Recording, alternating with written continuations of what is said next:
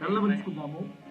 ఏమైనా దేవా, ప్రభుని యేసు నామములో తిరిగి మేము రాత్రి చేరుకోవడం అనే ఈ ఘనమైన తరుణాన్ని బట్టి నీకు కృతజ్ఞత చెల్లించుకుంటూ యుద్ధ భూమిలో నీ యొక్క మా యొక్క శత్రువుని ఎదుర్కొని నీ ప్రజల మధ్య నుండి వాక్యము చేత వాడిని తరిమివేయగా ప్రభువా, తద్వారా వారి రాత్రి సువార్త వెలుగును చూచుకుని కాక అర్చకుల కొరకై మా కళ్ళు తెరవబడిలాగున కాటుకు చేత మా కళ్ళను అభిషేకించండి.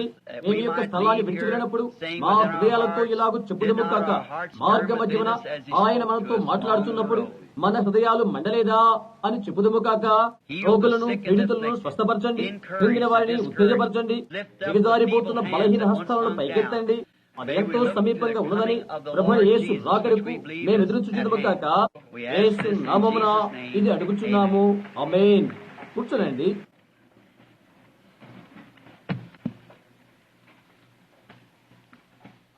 ఈ రాత్రిలో ఇది క్లుప్తంగా ఉండడానికి నేను ప్రయత్నం చేస్తాను. ఎందుకంటే దేశమందలి పలు విధమైన భాగాల నుండి కూడికకు అనేక మంది వచ్చి ఉన్నారని నాకు తెలుసు. లేక కొందరు ఆగి ఉన్నారు, తిరిగి వెళ్లవలసిన వారై ఉన్నారు. తిరిగి వెళ్ళి కొరకై మార్గాన్ని కలిగి ఉండవలసి ఉన్నది. మీకు వందనాలు. ఈ ఉదయవేళ సహోదరు నెవిల్ ద్వారా నేను వినాలనుకున్నాను. అనేక పర్యాయాలు ఆయన ద్వారా విన్నాను. ఎప్పుడు కూడా వినకుండా ఉండలేదు. అందుకొరకై ఆయన అభినందిస్తున్నాను. అయితే ఈ ఉదయవేళలో సమయానుకూలమైన ఆ వర్తమానము ఈ ఉదయం అది వినుట కొరకు నేను ప్రభు చేత నడిపించబడ్డాను. చాలా బాగున్నది. ప్రజలు వచ్చి ఎందుకు ఆయన ఆలోచించుతున్నారో అది కూడా నేను గ్రహించగలిగాను. ఆయన ఎప్పుడు మీకు మేలే చేస్తారు, అది వాస్తవం. ఆయన వినండి. ఈ రోజు కొన్ని సమావేశాలకు నేను హాజరగుటకు ప్రయత్నం చేశాను. ఈ ఉదయం ఈ మధ్యాహ్నం కూడా ఇంకా ఎన్నెన్నో వాటి నేను హాజరు కావాల్సి ఉన్నది. ఒకప్పుడు ఇత్రో మోషేతో ఇలాగ చెప్పాడు అనుకుంటున్నాను, అది నీకు చాలా భారమైనది అని చెప్పాడు. కాబట్టి ఈ సమస్య పరిష్కారాల కొరకై చాలా మంది సహోదరులు ఉన్నారు ఇక్కడ. వాళ్ళు ప్రతి ఒక్కరు న్యాయబద్ధమైన వారి జాగ్రత్త చూడటానికి అనేకమైన మంచి విషయాలు వారికి ఉన్నవి. ఇక్కడ మన విశ్వాసం ఉన్నటువంటి తదితర దైవ సేవకులు, పాస్టర్ గారు లేక సహోదరుడు మ్యాన్ కు నేను సిఫారసు చేస్తున్నాను. వారి ఎందుకు మీరు వెళ్ళండి, ఏమేమి చేయాలో అవన్నీ మీకు వారు తెలియజేస్తారు. కొందరు వారి పిల్లలు మిశ్రమ జాతి వివాహములు చేసుకున్నారు, అతన్ని తప్పిదాలు అవన్నీ. ఇంకొకరు ఎలాగో మీరు మీకు సహాయం చేస్తారు వీరు కూడా, ఎందుకంటే వారు క్రీస్తు దాసులై ఉంటున్నారు. వారి ఎందుకు మీరు వెళ్ళండి, మీకు అవసరమైన సహాయం వారు చేస్తారని నేను ఖచ్చితంగా చెప్తున్నాను. అందరి దగ్గరికి నేను చేరుకోలేను. అలాగే మీరు వెళ్ళవలసిన వారు చాలా మంది ఉన్నారు. అవన్నీ చాలా చాలా కుప్పలైపోతున్నవి. వారందరి దగ్గరికి మీరు వెళ్ళాలనుకున్నట్లయితే అలా మీరు చేయలేరు. ఏ విధంగానైనా మీకు అది కార్యాచరణ కావాలని దేవుని విలువగా ప్రార్థిస్తున్నాను. సరే, రాత్రి మనం లేఖన దగ్గరికి వెళ్దాం. ఆదికాండం 3వ అధ్యాయం నుండి లేఖన భాగాన్ని చదువుకుందాం. ఇంకా గతంలో మనం మాట్లాడుకున్నటువంటి కొన్ని చిన్న విషయాలను తిరిగి పరిశీలన చేద్దాం. మనం నేర్చుకున్న దానికంటే ఇంకొంత ఎక్కువగా ప్రభువైన యేసు మనకు అనుగ్రహించలాగున ఆశిద్దాం. ఆయన చేయునని నేను ప్రార్థిస్తున్నాను. దేవుడిని యెహోవా చేసిన సమస్త భుజతులలో సర్పము యుక్తిగలదై ఉండెను. ఆ స్త్రీతో ఇలా అడిగను, ఇది నిజమా? ఈ తోట చెట్లలో దేని ఫలమునైనను మీరు తినకూడదని దేవుడు చెప్పినా అని అడిగాను. అందుకు స్త్రీ, ఈ తోట చెట్ల ఫలములను మేము తినవచ్చును అని సర్పముతో చెప్పాను. అయితే తోట మధ్యలో చెట్ల ఫలముల గురించి మీరు చావకున్నట్లు వాటిని తినకూడదనియు వాటిని ముట్టకూడదనియు చెప్పాను. అందుకు సర్పము, మీరు చావనే చావరు అని స్త్రీతో చెప్పాను. ఏలయనగా మీరు వాటి తిరుదినమున మీ కన్నులు తెరవబడిననియు అది దేవునికి తెలియను. మీరు మంచి చెడు ఎరిగిన వారై దేవదూతల వలె ఎదురనియు దేవునికి తెలియని స్త్రీతో చెప్పగా, స్త్రీ ఆ వృక్షం ఆహారములకు మంచిదనియు కన్నులకు అందమైనదనియు చూచి వివేకమిచ్చు రమ్యమైనదనియు ఉండుట చూచినప్పుడు ఆమె దాని ఫలమును తీసుకుని తిని తనతో పాటు తన భర్తకును ఇచ్చెను. అతడు కూడా తినెను. వారిద్దరి కళ్ళు తెరవబడెను. వారు తాము దిగంబరులమని తెలుసుకుని అంజూరపు ఆకులు కుట్టి తమకు కచ్చడములు చేసుకునేది. చదవబడిన ఆయన వాక్యములకు ప్రభు తన ఆశీర్వాదము తోడు చేయనిగాక. ఈ రాత్రి అందులోని ఒక పాఠాన్ని స్వీకరించాలనుకుంటున్నాను. దానిని సాతాను యొక్క ఏదేను అని పిలవాలనుకుంటున్నాను. సాతాను యొక్క ఏదేను అని పిలచుట కొంత వికృతంగా అనిపిస్తుంది కదా. గత ఆదివారం రాత్రి నేను మాట్లాడుతున్నప్పుడు ఆలోచనపరుడైన మనిషిని వడపోత సాధనం, పరిశుద్ధుడైన మనిషిని రుచి అనుదానికి సరిపోలేక అని తలస్తున్నాను. ఇటువంటి ముద్దగా బారిన వ్యావహారికాలు ఒకదానికి మనల్ని చేర్చి వాక్యమును పట్టణము చేరుకొరకై మనల్ని చేర్చి నిన్ను వాక్యాన్ని నడిపించజేస్తుంది.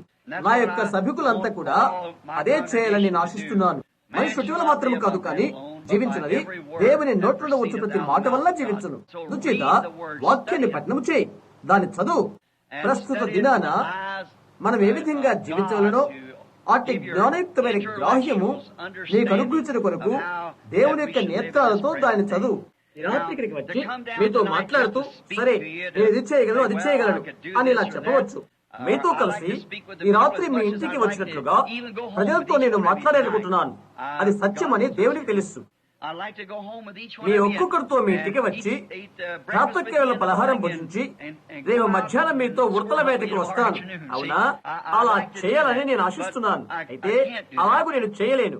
మీతో ఇంటికి వచ్చి అలా కూర్చొని మీతో మాట్లాడాలని ఆశిస్తున్నాను. కూడికైన తర్వాత కూర్చొని దేవుని గురించి మీ క్షేమ సమాచారం గురించి అడగాలని ఆశిస్తున్నాను. అలా చేయాలని అభిష్టత కలిగి ఉన్నాను.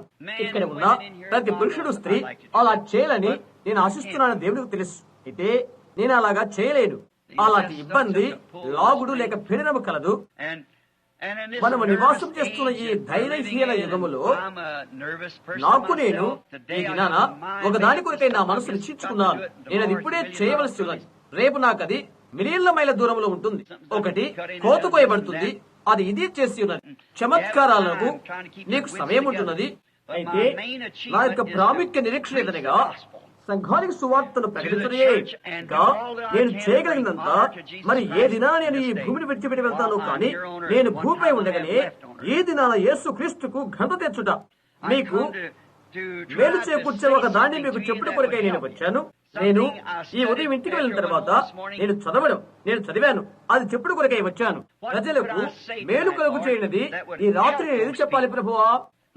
సోదరుడు నేవల్ ఈ ఉదయం మన కొరకై తెచ్చిన గంభీరమైన వర్తమానం వింటూ, ఒక వైద్యుడు రోగాన్ని నేస్తాడు. అయితే పల్లెం నిండా సూదులు పెట్టుకుని వచ్చిన వ్యక్తి అతను ఇంజక్షన్ ఇస్తాడు అని అతను చెప్పి ఉన్నది. ఎంతో అద్భుతంగా ఉందని నేను తలస్తూ ఉంటే, నిజంగా ఎంతో సూక్ష్మతతో కూడిన వ్యక్తీకరణ అని నేను తలస్తూ ఉన్నాను. వ్యాధి నిర్ణయించిన తర్వాత సూర్యమందు టీకాల గురించి ఆలోచించాడు. చేత అది ఎంతో మంచి విషయం. ఈ యుగానికి సంబంధించిన దేవుని యొక్క వాగ్దానం మీరు దాన్ని వివరం చేసుకుంటూ మాట్లాడాలని ఆశిస్తున్నాను. మరొక దినాన ఉన్నటువంటి మరెవరో కలిగినటువంటి మరొకటి ఏదో కాదు. అవి మంచివే, అవన్నీ మనం పరిశీలన చేయవచ్చును. ఇక్కడ నేను రాసుకున్నటువంటి కొన్ని లేఖన భాగాల నుండి ఒక విషయాన్ని మీ ఎదుగు తీసుకుని రావాలన్న ప్రయత్నం చేస్తున్నాను. అది మీకు జ్ఞానోపదయం కలుగు చేస్తున్నది. ఇప్పుడు మీరు పోరాడుతున్న యుద్ధ భూమిలో మిమ్మల్ని యోగ్యమైన సైనికులుగా తయారు చేస్తుంది. శత్రు యొక్క కుయుక్తులను మీరు నేర్చుకోగలుగుతారు. అందుచేత అతని మీ యుద్ధకు తీసుకుని వచ్చే సమస్తాన్ని మీరు నిలుపు చేయగలుగుతారు. అదే ప్రాముఖ్యమైన విషయం. మీరు ఎంతగా చేయగలుగుతారో అంతగా ముష్టి యుద్ధంలోని గుద్దులను ఆపు చేయడానికి నేర్చుకుంటారు. సరే, కొద్ది నిమిషాలు మనము నివాసం చేస్తున్న ఘోరమైన దినముల గురించి కొద్ది నిమిషాలు చూద్దాం. చరిత్రలో క్రితం అటువంటి రోజున్నట్లుగా నేను చదివినట్లుగా నాకు నమ్మకము లేదు. ప్రతి విషయమందును దేవుని యొక్క బిడ్డలు మరణం వరకు యాతన పెట్టబడిన ఘోరమైన దినాలు ఉన్నవి. శత్రు యొక్క మోసకృత్యాల మనం చూస్తున్నట్లయితే మనము జీవించినటువంటి దినము అలాంటి రోజు మరొకటి ఇంకొకటి లేదు. ఎంతో మోసపూరితమైన కుయుక్తితో కూడిన రోజు. నేను దీన్ని చూస్తున్నప్పుడు క్రైస్తవుడు ఇతరత్రా కాలంలో ఉన్న దానికంటే ఈనాడు అతడు తన మునివేలపై ఉండి, అనగా పరుగు పందెంలో ఉన్నట్లుగా చేస్తుంది. ఇది సంఘానికి రోమ్ చేసిన గత కాలం మంది హింస దినాలలో ఒక క్రైస్తవుడు తప్పు చేస్తే అతడు ఆటల స్థలానికి కొనివ్వబడతాడు. సింహాలకు ఇంకా అలాంటి వానికి ఆహారంగా వేయబడతాడు. సాక్ష్యాన్ని బట్టి అతని క్రైస్తవుడిగా కనుగొన్నట్లయితే అలా చేస్తారు వారు. అతని ఆత్మ రక్షింపబడినది. ఎందుచేతనంటే అతను నిష్కలంకమైన పరిశుద్ధమైన దేవుని యందు విశ్వాసి కాబట్టి అతను తన రక్తము ద్వారా ఆనందముతో సాక్ష్యాన్ని ఇచ్చాడు. అతని రక్తనాళాలు బీట్లు మారినంతగా లేక దేహమందలి రంధ్రాలు పడుతుండగా రక్తం బయటికి కారిపోతున్నప్పుడు యథార్థమైన విశ్వాసముతో ప్రభువైన యేసు నా ఆత్మను స్వీకరించు అని కేకవేస్తాడు. మరి ఎప్పుడైతే సాతాను యొక్క కుయుక్తి వారు క్రైస్తవులు కాకున్నప్పటికీ ప్రజలు క్రైస్తవులు అనుకుని అలా తలంచే రీతిగా చేయుట, ఆ విషయం అలా ఉన్నది. నీవు ముద్రింపబడిన అవసరం లేదు. నీ సాక్ష్యానికి దూరంగా నీవు ముద్రించబడవలసినప్పుడు అలాంటిది ఎంతో మోసపూరితమైన దినమవుతున్నది. ప్రతి విధమైన మోసపూరితమైన వలను పెట్టి ఉంటున్నాడు. అతడు మోసగాడు. మనం నివసిస్తున్న ఈ దినం ఎలాగుడునని మత్తయి సువార్త 24లో యేసు చెప్పాడు. ఈనాటి కంటే బహు మోసపూరితమైన దినము ఇది. అతడు మోసపరచడానికి వీలైతే ఏర్పరచుకున్న వారినే మోసపోర్చుట్లుగా ఎంతో సమీపంగా ఉంటున్నది. ఇప్పుడు లేఖన భాగాలను కొన్నిటిని లేక ప్రవచనాలను కొన్నిటిని నేటి దినాన్ని గురించి బైబిల్ నందు చెప్పండి వాటిని పోల్చి చూద్దాం. మనం ఇప్పుడు నివసిస్తున్న దినానికి పోల్చి చూద్దాం. 2 తిమోతి 3లో మనము దీన్ని పట్టణం చేస్తున్నాము. ఈ దినాలలో ఈ విధంగా ఉండవని ప్రవక్త చెప్పాడు. మనుషులు అహంకారులు, గర్వాంధులు, దేవుని కంటే సుఖానుభవం ఎక్కువగా ప్రేమించేవారు. ఒక క్షణం దాన్ని పోల్చి చూడు. మేము దాన్ని సంక్షిప్తం చేస్తున్నాము, ఎందుకంటే దాని ఎంతటిని తీసుకునగలిగినంత సమయం మాకు లేదు. అయితే నీవు ఇంటికి చేరుకున్న తర్వాత దాన్ని పట్టం చేరుకునకై ఇది కేవలం ఒక మేల్కొలుపు లాంటిది. గర్వాంధులు, అహంకారులు, దేవుని కంటే సుఖానుభవం ఎక్కువగా ప్రేమించేవారు, అతి ద్వేషులు, అపవాదుకులు, సజ్జన దేశులు. ఈ సంగతులు కడవరి కాలమందు జరుగునని ఆత్మ తేటగా చెప్తున్నాడు. ఈ దినాలనే ప్రవచనం దాని గురించి మాట్లాడుతుంది. మనము దీన్ని ప్రేరణ 14 కాదు 3:14లో లౌకిక సంఘ కాలంలో చదువుతున్నాం. ఈ ఆఖరి దినములో సంఘం ఎలాగునో అనేది అవసరమిగా ఏమీ లేదన్నట్లుగా ఒక విధవరాలు కూర్చున్నదని చెప్పబడుతున్నది. అది ధనవంతమైనది, ధన సమృద్ధి చేసుకున్నది, దరిద్రతో ఉన్నదని, దిక్కుమాలినదని, దౌర్భాగ్యదని, గుడ్డిదని, దిగంబరి అని ఎరుగుకున్నది. గుర్తించుకోనండి, ఆయన యుగానికి సంబంధించిన సంఘముతో మాట్లాడుతున్నాడు. దౌర్భాగ్యం అనేది గుడ్డిది, దిగంబరి, అది అలాగే ఎరుకోకున్నది. ఆ ఆఖరి భాగము, ఆ ఆఖరి మాట అది ఏమైనా దాన్ని నిర్దిష్టంగా తెలుపుతున్నది. వారు బాగా సంశుద్ధితో ఆత్మతో నింపబడ్డారని వారు అనుకుంటున్నారు. వారంతా సంశుద్ధులైన వారని అనుకుంటున్నారు. లౌకిక సంఘకాలము పెంతెకోస్తు సంఘకాలము, ఎందుకంటే ఇది చివరి సంఘకాలము. లూథర్ తన వర్తమానాన్ని కలిగి ఉన్నాడు, వెస్లీ తన యొక్క వర్తమానాన్ని కలిగి ఉన్నాడు, పెంతెకోస్తు వారి యొక్క వర్తమానాన్ని కలిగి ఉన్నారు.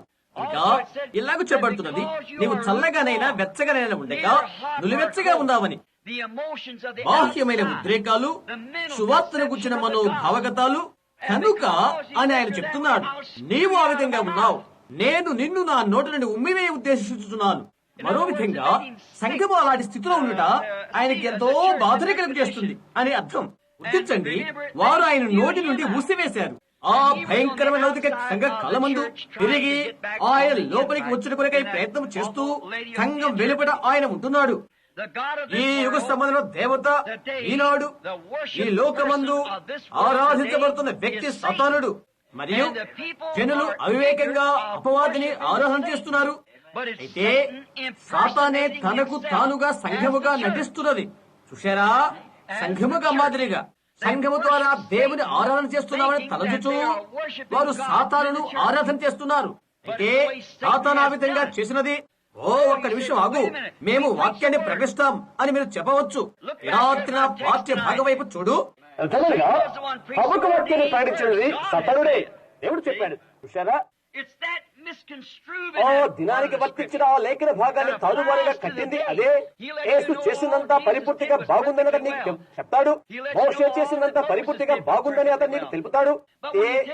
ఈనాటి వరకు వారికి ఇచ్చిన వాగ్దానం స్వీకరించితే అప్పుడు మరి యొక్క కాలానికి వర్తించి ఉండదు.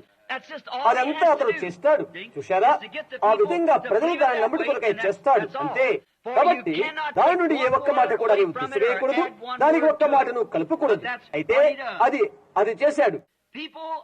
ప్రజలు దేవుని ఆరాధన చేస్తున్నారనే తలంచి అవివేకంగా అపవాదిని ఆరాధన చేస్తారు. మనము 2వ తెస్సలోనికలో ప్రవచనముగా హెచ్చరించబడే రీతిగా దాన్ని చదువుదాము. 2వ తెస్సలోనిక 2వ అధ్యాయం. నేను వెంటనే ఒక క్షణంలో తీసుకుంటాను. నేను అది చదవాలని ఆశిస్తున్నాను. 2వ తెస్సలోనికలు తరుస్తున్నాను. ఇక్కడ లేఖనమున్నది, సహోదరులారా, మన ప్రభువు యేసుక్రీస్తు రాకను బట్టి మనము ఆయనతో కూడుకున్న బట్టి మిమ్మల్ని వేడుకొనుచున్నాను. ప్రభు రాకను చూచుట బట్టి ఆయన యొక్క కూడుకుంట బట్టి చూశారా, ఈ కడవరి దినాల్లో దేవుడుగా ఆయన తన ప్రజలను సమకూర్చును. ప్రభు కొరకు ప్రజలు కూడుకునుట, సంఘము కొరకు కాదు, ప్రభు కొరకు ఆయన యొక్క కూడుకునుట. మీరు త్వరపడి చించిన మనసులు కాకుడవలనియు పెదరకుడవలనియు ప్రభు దినం ఇప్పుడే వచ్చినట్లుగా ఆత్మలను మాటలను వాయుతోనే వచ్చినదని చెప్పిన పత్రిక వలన ఎవరైనా చెప్పినా ఏ విధంగా ఎవడునూ మిమ్మల్ని మోసపరచనీయకుడి. మొదట భ్రష్టత్వం సంభవించి రాష్ట్రపుత్రుడు పాప పురుషుడు బయలుపడితే కానీ ఆ దినము రాదు. పాప పురుషుడు అతను ఎవరో ఇప్పుడు గమనించండి.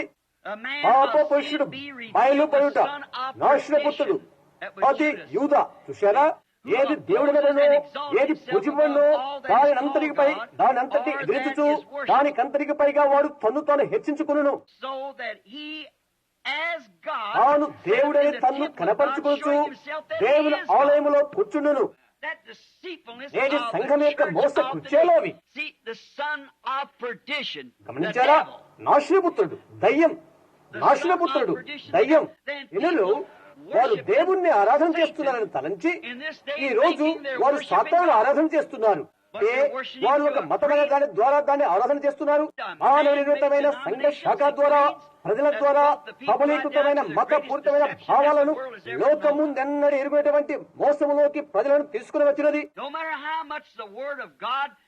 ఈ దినాల కొరకే దేవుని యొక్క వాక్యం ఎంతగా వాగ్దానం చేయబడినప్పటికీ, ప్రకటించబడి ప్రత్యక్షమైనప్పటికీ దానిని నమ్మరు, దాన్ని నమ్మలేరు. ఎందుకని అది మనం ఆశ్చర్యపోతాం. ఎందుకని దాన్ని నమ్మరు? ఒకదాన్ని దేవుడు చేస్తా చెప్పినట్లయితే ఆయన చేస్తాడు. అయినప్పటికీ వారు వీపులు చూపుతారు, దానికి దూరమైపోతారు. ఏ విధంగా దేవుడు చెప్పినది దేవుడు చేయునని హవ్వ ఎదిగే ఉండి అలా చేసినదో అలాగూ. అయితే ఆమె అతడు ఏమి చెప్పునో అని అది వినడానికి వెనుక తిరిగినది. గుర్తుంచుకోనండి, మిగతా కాలంలో కూడా అంతే. అది ఇప్పుడు కూడా అలాగే. ప్రతి యుగంలోనూ వాక్యమును వారి తరువల చేస్తూ ఇంకో యుగాన్ని చూచినట్లుగా వారిని చేస్తూ అదెప్పుడు అలాగే చేస్తుంటుంది. చూడండి, యేసు వచ్చినప్పుడు యూదామత బోధకుల్లోను రబ్బీలలోను యాజకుల్లోను ఆ గుంపుల్లో సాతాను ఉండి అలా చేశాడు. ఆ దినాన మనిషి కుమారుడు బయలుపరచబడవాలని సాక్షాత్తు దేవుని యొక్క వాక్యం చెప్తున్నప్పటికీ మోషే ధర్మశాస్త్రాన్ని గైకొనాలని సాతాను వారికి నేర్పుతూ ఉండెను. చూశారా, ఆయన బయలుపరచుకునేను కనుక వారు భక్తి గరుడు కొరికే మోషే ధర్మశాస్త్రం పైన ఉండి కొరికే వారు ప్రయత్నం చేశారు. అతను ఏమి చేశాడు? ఆ వాక్యం యొక్క భాగము ఖచ్చితంగా వాస్తవేనని వారికి తెలియజేయ అతను ప్రయత్నం చేశాడు. అయితే ఈ మనుషుడు ఆ వ్యక్తి కాదు. అతను ఏ విధంగా మోసం చేస్తాడో చూడండి. అది నిజంగా మోసకరమైన దినము. అది అలాగే ఉంటున్నది. మరి ఇప్పుడైతే సాతాను తన యొక్క రాజ్యాన్ని భూపైన స్థాపన చేస్తున్నాడు. అతడు ఆ విధంగానే చేస్తూ ఉంటాడు. అతడు తన సొంత రాజ్యాన్ని స్థాపన చేయడం కొరకు అలా చేస్తుంటాడు. ఒక వ్యాపారస్తులలాగా. అది క్రైస్తవుడు కాదు సుమా. నీ చేత ఏదో ఒక పాపము చేయించుట కొరకై అతను ఏదో ఒక ప్రణాళిక చేస్తాడు. నీవు ఆ విధానాన్ని చెప్పుటకు, నీవు అది చేయటకు అతనికి ఒక వ్యక్తిగత లబ్ధి ఉద్దేశం ఉన్నట్లయితే ఆయన గురించి సత్యలకు నీవు ఉండులాగులా నీవు చూపించగలిగినంత అతను చేయిస్తాడు. ఎందుకంటే అతడు తనపైన తనకు ఒక భావన కలిగి ఉన్నాడు కాబట్టి. అతనెంత మోసం చేసినా అబద్ధాలాడినా అది అనవసరమే, కానీ అతని వ్యక్తిగత లాభాన్ని కలిగి ఉంటాడు. అందువల్లనే సాతానుడు ఇది చేశాడు. అది చేయటి కొరకు పరిచయం ద్వారా కార్యనిర్వహణ చేశాడు.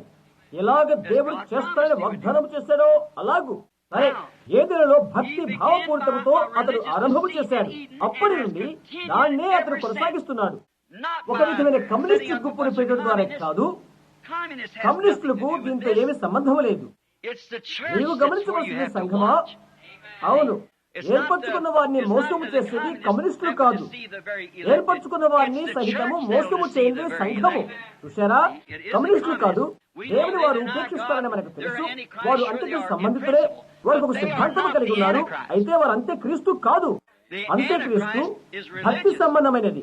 చాలా భక్తి కలిగవారు లేఖనాన్ని మళ్లిస్తారు, దాన్ని ఎంతో విశ్లపరుస్తారు. ఎలాగనగా ఆదిలో అపవాది ఆనాడు చేసిన రీతిగా చేస్తారు. అతడు విపులకరణ చేశాడు.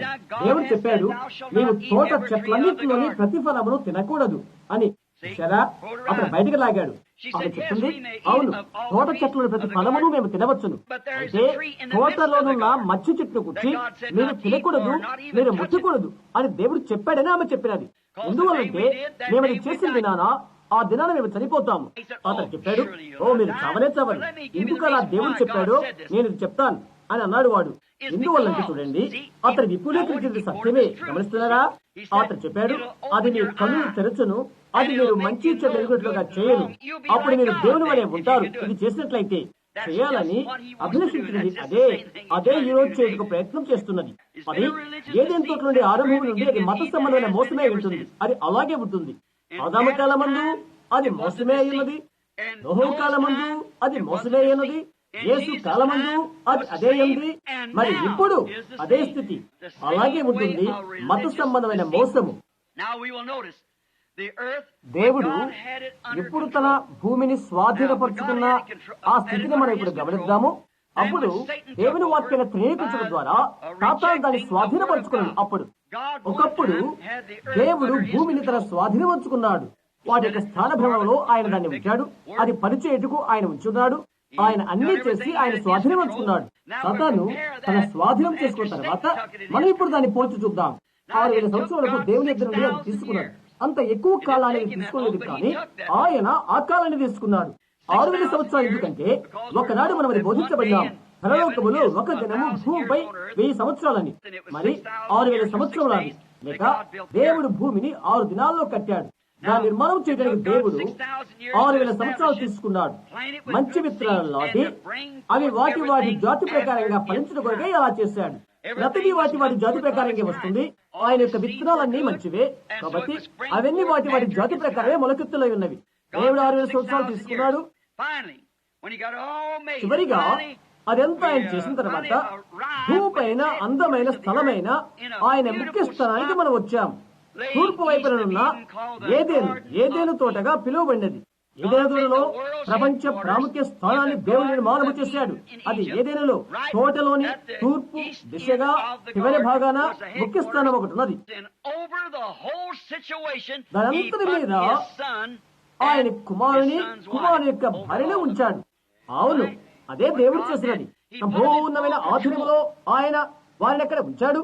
వారు గాలితో మాట్లాడగలిగిరి, వారు దానిని ఆపడానికి అలా చేయగలిగిరి. చెట్టుతో వారు మాట్లాడగలరు, అది ఇక్కడి నుండి అక్కడికి కదిలి వెళ్ళగలదు. సింహము తోడేలు కలిసి భుజించినవి, గొర్రె పిల్లవారితో కలిసి పండుకున్నది. కీడు అనేది అక్కడ లేదు. అది నిండారిన సమాధానము, నిండైన ఆహ్లాదము, అంత సంపూర్ణమైనది. దేవుడు తన స్వాధీనపరుచుకున్నప్పుడు అది అలాగే ఉన్నది. గమనించు, ఆయన లోకాన్ని అలాగూ కలిగి ఉన్నాడు. సమస్తము ఆయన నిర్వహణలో ఉన్నది. అన్ని ఆయన దగ్గర వచ్చుతున్నవి. ప్రతిదీ సహకారమే. చనిపోవడం అనేది లేనే లేదు, నాశనం అనేది ఏది లేదు, చెడిపోయేది ఏది లేదు, అంతా సంపూర్ణమైనవే. అన్నిటికి పైగా ఆయన ప్రజలను, ఆయన కుమార్తెల ఒక భార్య భర్తలను స్వాధీనపరచుకుంటూ కొరకై అక్కడ ఉంచాడు. దేవుడు ఎంతగానో సంతృప్తి చెందాడు. 7వ దినాన తన పని అంతటి నుండి ఆయనను శాంతి తీసుకున్నాడు. ఈ సబ్బాతును ఆయన కొరకై పరిశుద్ధపరిచాడు.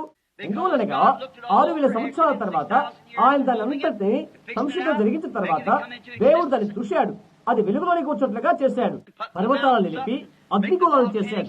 పర్వతాలను నిలిపి అగ్ని పర్వతాలను ఎగరవేశాడు. అవన్నీ పొంగిపోయినట్లుగా చేసి పలు రకాలైనవి కలుగు రీతిగా చేశాడు.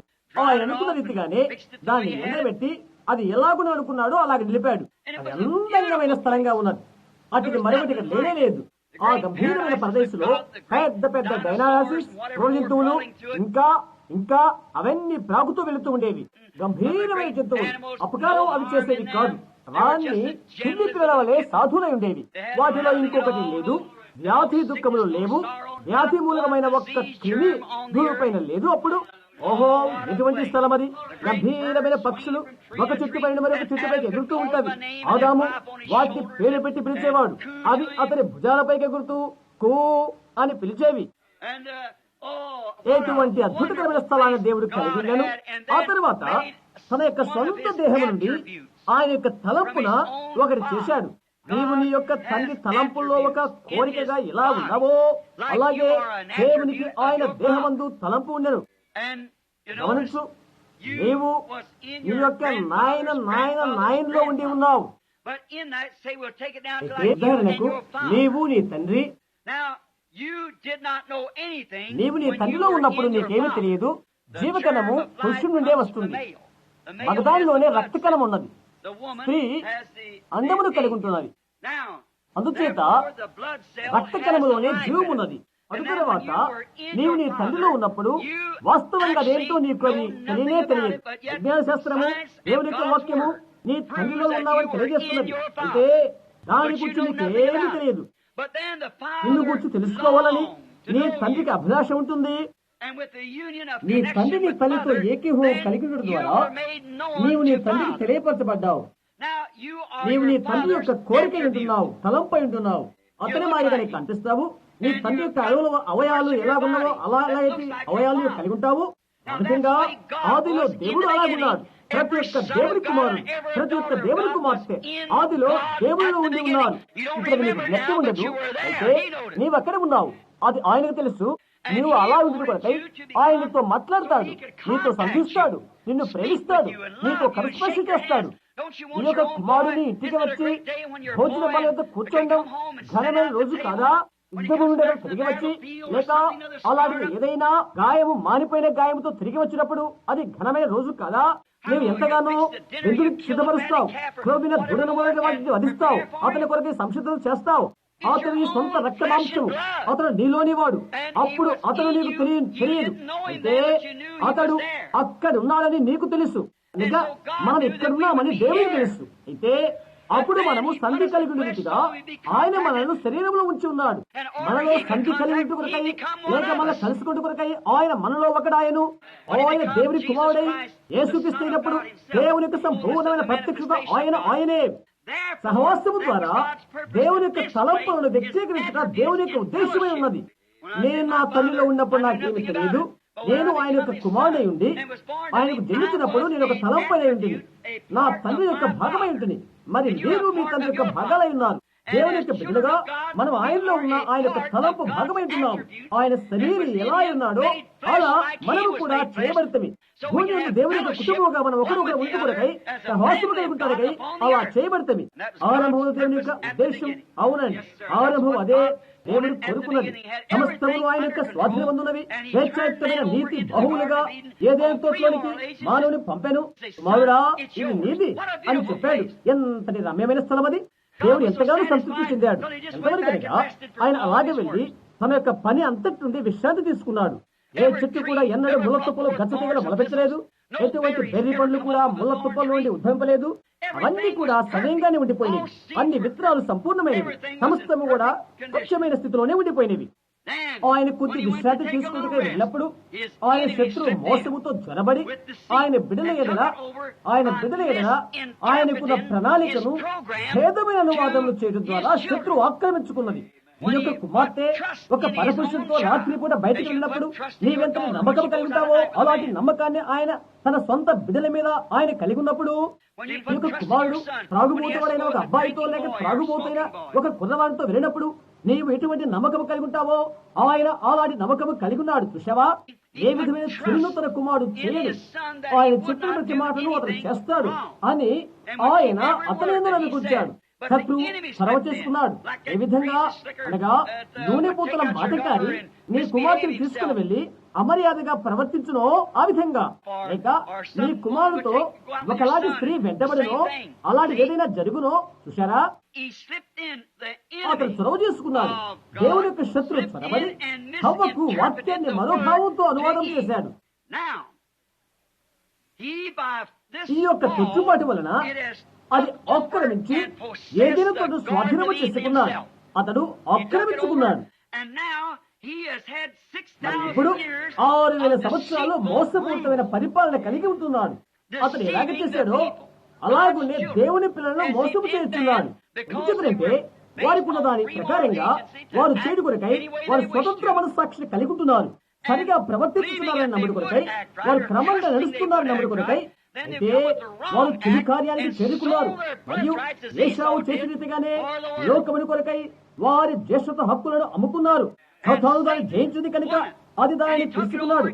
అతనికి ఏ దేవుడు కట్టు కొరకై 6000 సంవత్సరాలు పట్టింది. ఏ విధంగా దేవుడు ఆయన యొక్క ఏ దేవుడు ముగించుటకు 6000 సంవత్సరాలు పట్టినో అలాగునే మోసము చేత వాక్యములు ప్రజలను మోసముచు చేత పాపం వల్ల ఈ భూమి పైన అతని యొక్క స్వంత ఏదైనా నిర్మాణం చేసుకున్నాడు. దేవుని యొక్క ఏదేను నీతి వల్ల నిర్మాణమైనది, సాతాను యొక్క ఏదేను పాపం వల్ల నిర్మాణమైనది. దేవుడు నీతి అంటున్నాడు. దేవుని యొక్క రాజ్యము నీతి, సమాధానము, నిత్య జీవం వల్ల నిర్మాణమైనది. సాతాను యొక్క స్థిరత అయితే పాపం వలను, భక్తి హీనత వలను సంబంధించిన పాపం వలను కలిగినది. ఏ విధంగా దాన్ని మోసం చేశాడో అతను చెప్పే రీతిగానే అతను చేస్తాడు. ఇది చేస్తానని అతను వాగ్దానం చేశాడు. ఎవరికైనా తెలుసది? యెషయా చూద్దాం.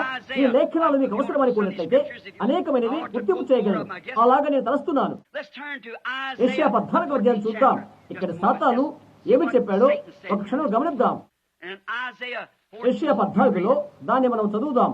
నేను ఇక్కడ ఏం చేశాడో గమనిద్దాం. యెషయా 14:12 వచనం నుండి, తేజ నక్షత్రమా, వేకువ చుక్క, నీవెట్లు ఆకాశించబడితేవి, జనములను పడగొట్టిన నీవు నేలబట్టిన వరకు ఎట్లు నరకబడితేవి, నేను ఆకాశముకి ఎక్కిపోయేదని నీ మనస్సులో అనుకుంటుంది కదా. దేవుని నక్షత్రాలకు పైగా నా సింహాసనం హెచ్చింతును, అనగా దేవుని కుమారులు. ఉత్తర దిక్కున సభా పర్వతం మీద కూర్చుందును, మేఘ మండల మీదకి ఎక్కెదను, మహోన్నతులతో నన్ను సమానంగా చేసుకుందును. ఇప్పుడే చెప్పిన తెస్సలోనికల నుండి ఇతరత్వ ఈ లేఖ నుండి పోల్చి చూడు.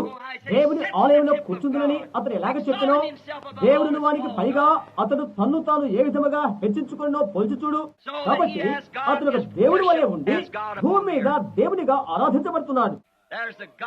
ఈ యుగ సంబంధించిన దేవతల గురించి నేను బోధించి ఉండని ఈ రోజు అతడు మోసంతో ఉన్నాడు. ద్రోహభరితమైన ఘడియ, అటువంటి భయంకర కాలంలో మనం ఉన్నాం. అన్ని కళల కంటే మహిమాయుక్తమైన కాలములో మనం ఉంటున్నాము. ఎందుకంటే మనము తిరిగి మహోన్నతమైన 1000 ఏళ్ల పరిపాలన ఎదుర్కొనబోతున్నాము.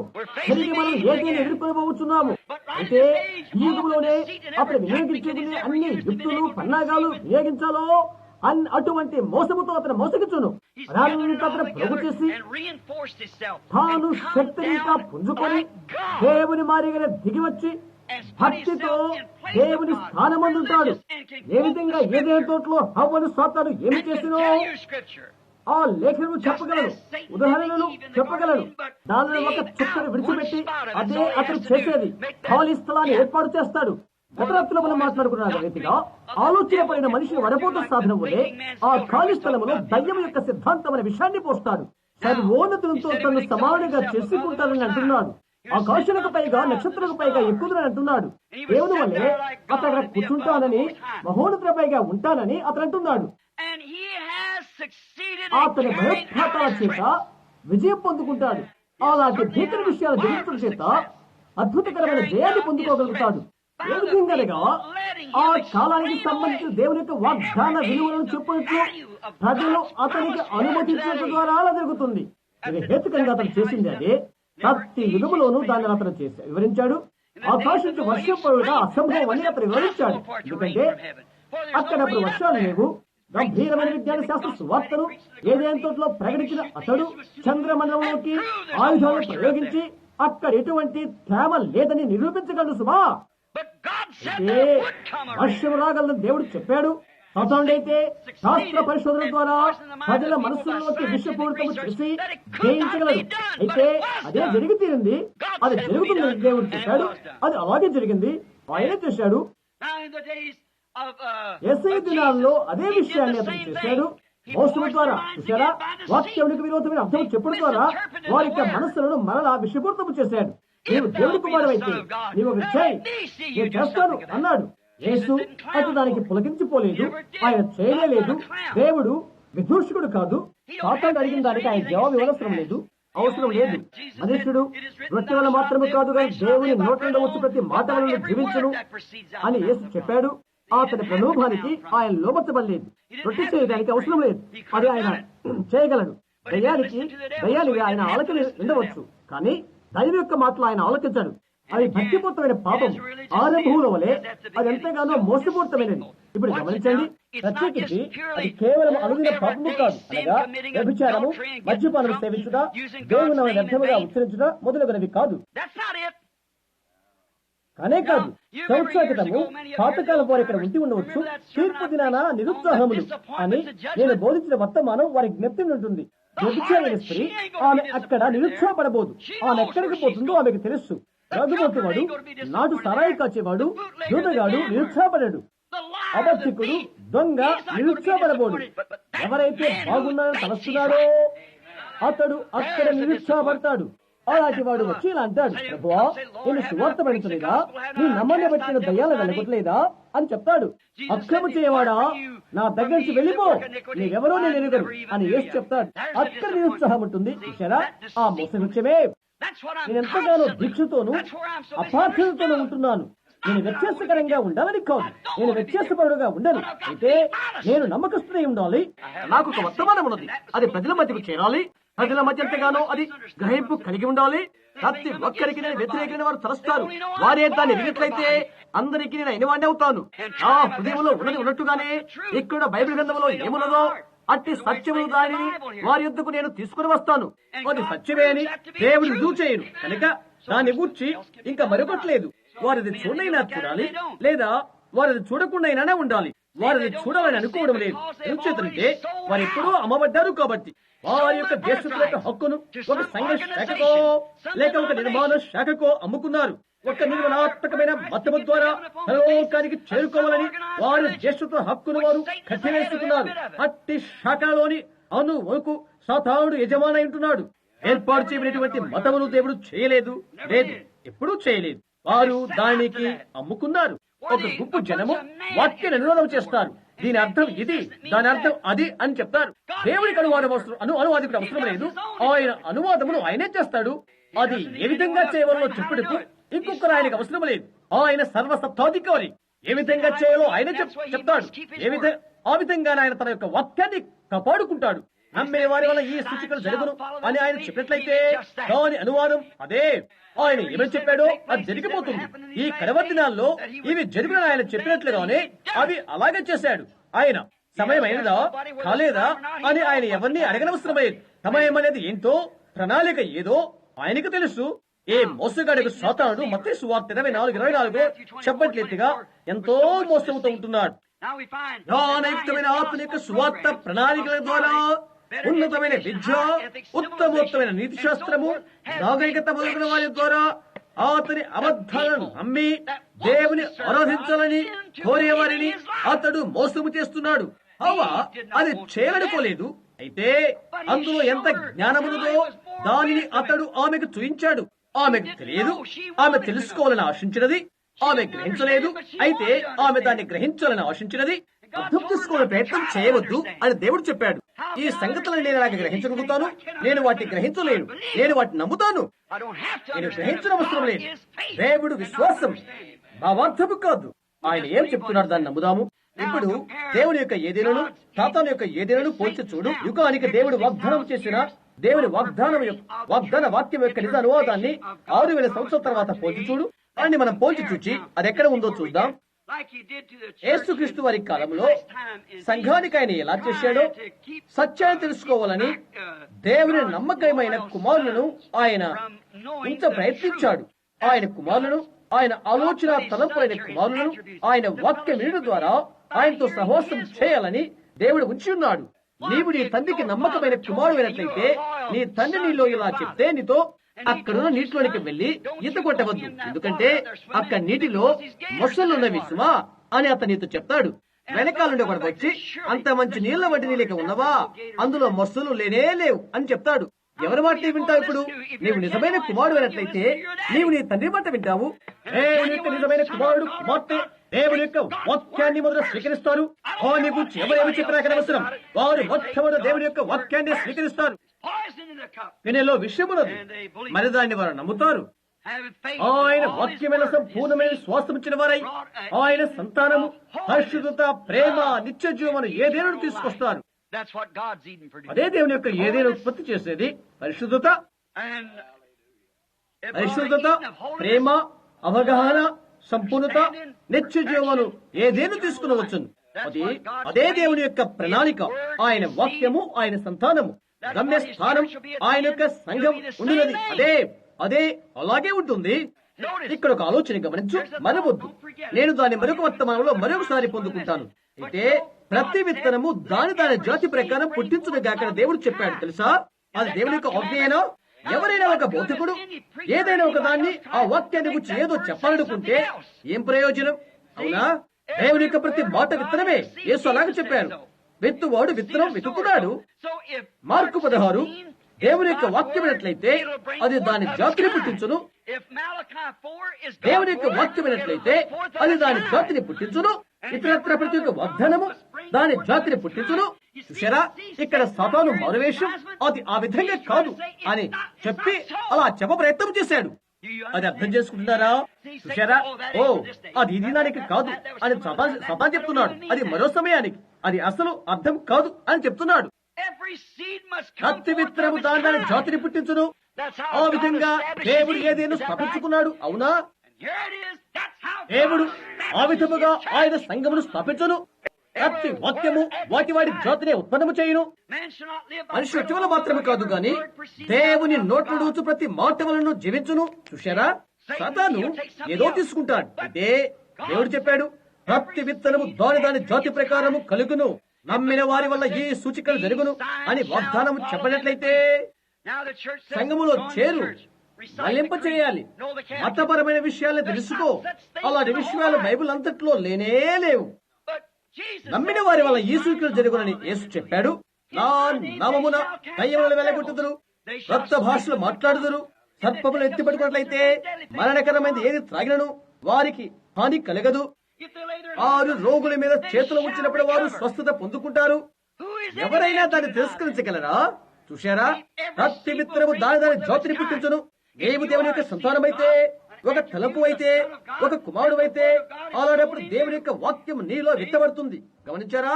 అటు తరువాత దేవుని యొక్క వాక్యాన్ని విన్నట్లయితే నా గొర్రెలు నా స్వరము వినును, అవి అన్యుని వెంబడించవు. అర్థమైందా? అటు మీద ప్రతి విత్తనము దాని జాతిని పుట్టించును. ప్రతి ఒక్క విత్తనము దాని జాతిని పుట్టించును అని మనం కనుగొన్నాము. ఏదేనులో మరణమే లేదు, కొత్త ఏదేనులో మరణం ఉండబోదు. చూశారా, అక్కడ పరిశుద్ధత, పవిత్రత, నిత్యజీవం తప్ప మరొకటి ఉండబోదు. సంపూర్ణమైన దేవుని యొక్క వాక్యమందని అపనమ్మకము చేత సాతాను యొక్క ఏదేనులోకి అపరిశుద్ధత అనే విత్తనము తీసుకుని రాబడినది.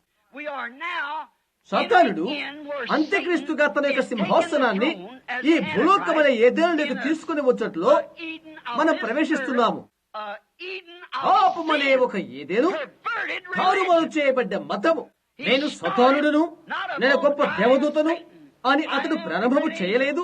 కాదు, ఆ విధంగా కానే కాదు. కానీ దేవుని వాక్యమును తారుమారు చేయడం ద్వారా అనుభవించాడు. ఆ విధంగా ప్రతి యుగములోనూ అతను తన రాజ్యాన్ని తీసుకుని వచ్చాడు. మరి ఇప్పుడు ఈ భయంకరమైన భౌతికములో తన యొక్క ప్రజల ద్వారా తన సింహాసనాన్ని తీసుకుని రాబోతున్నాడు.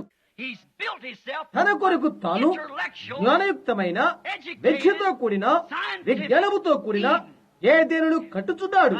విజ్ఞాన శాస్త్ర బోధకులు, విజ్ఞాన శాస్త్రయుక్తమైన సంఘము, విజ్ఞాన శాస్త్రయుక్తమైన వేదాంతము, ప్రతిదీ కూడా విజ్ఞాన శాస్త్రమైనదే.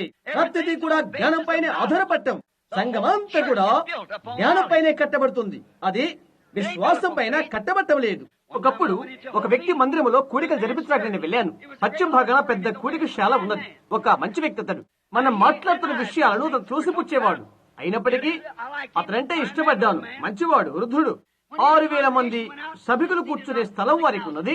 మధ్యాహ్న కూడికకు వచ్చి వెళ్లిన వారు 1,500 మంది మంచిగా వస్త్రాలు ధరించుకున్నవారు. వారంతా నేను ఇక్కడ కూర్చొని వారిని గమనించాను. అతను మంచి వర్తమానని మాట్లాడాడు. ఆ తర్వాత క్రీస్తుని ఎవరైనా అంగీకరించుతున్నారా అని అతను అడిగినప్పుడు చేయెత్తండి అని అడిగితే ఎవరు చేయెత్తలేదు.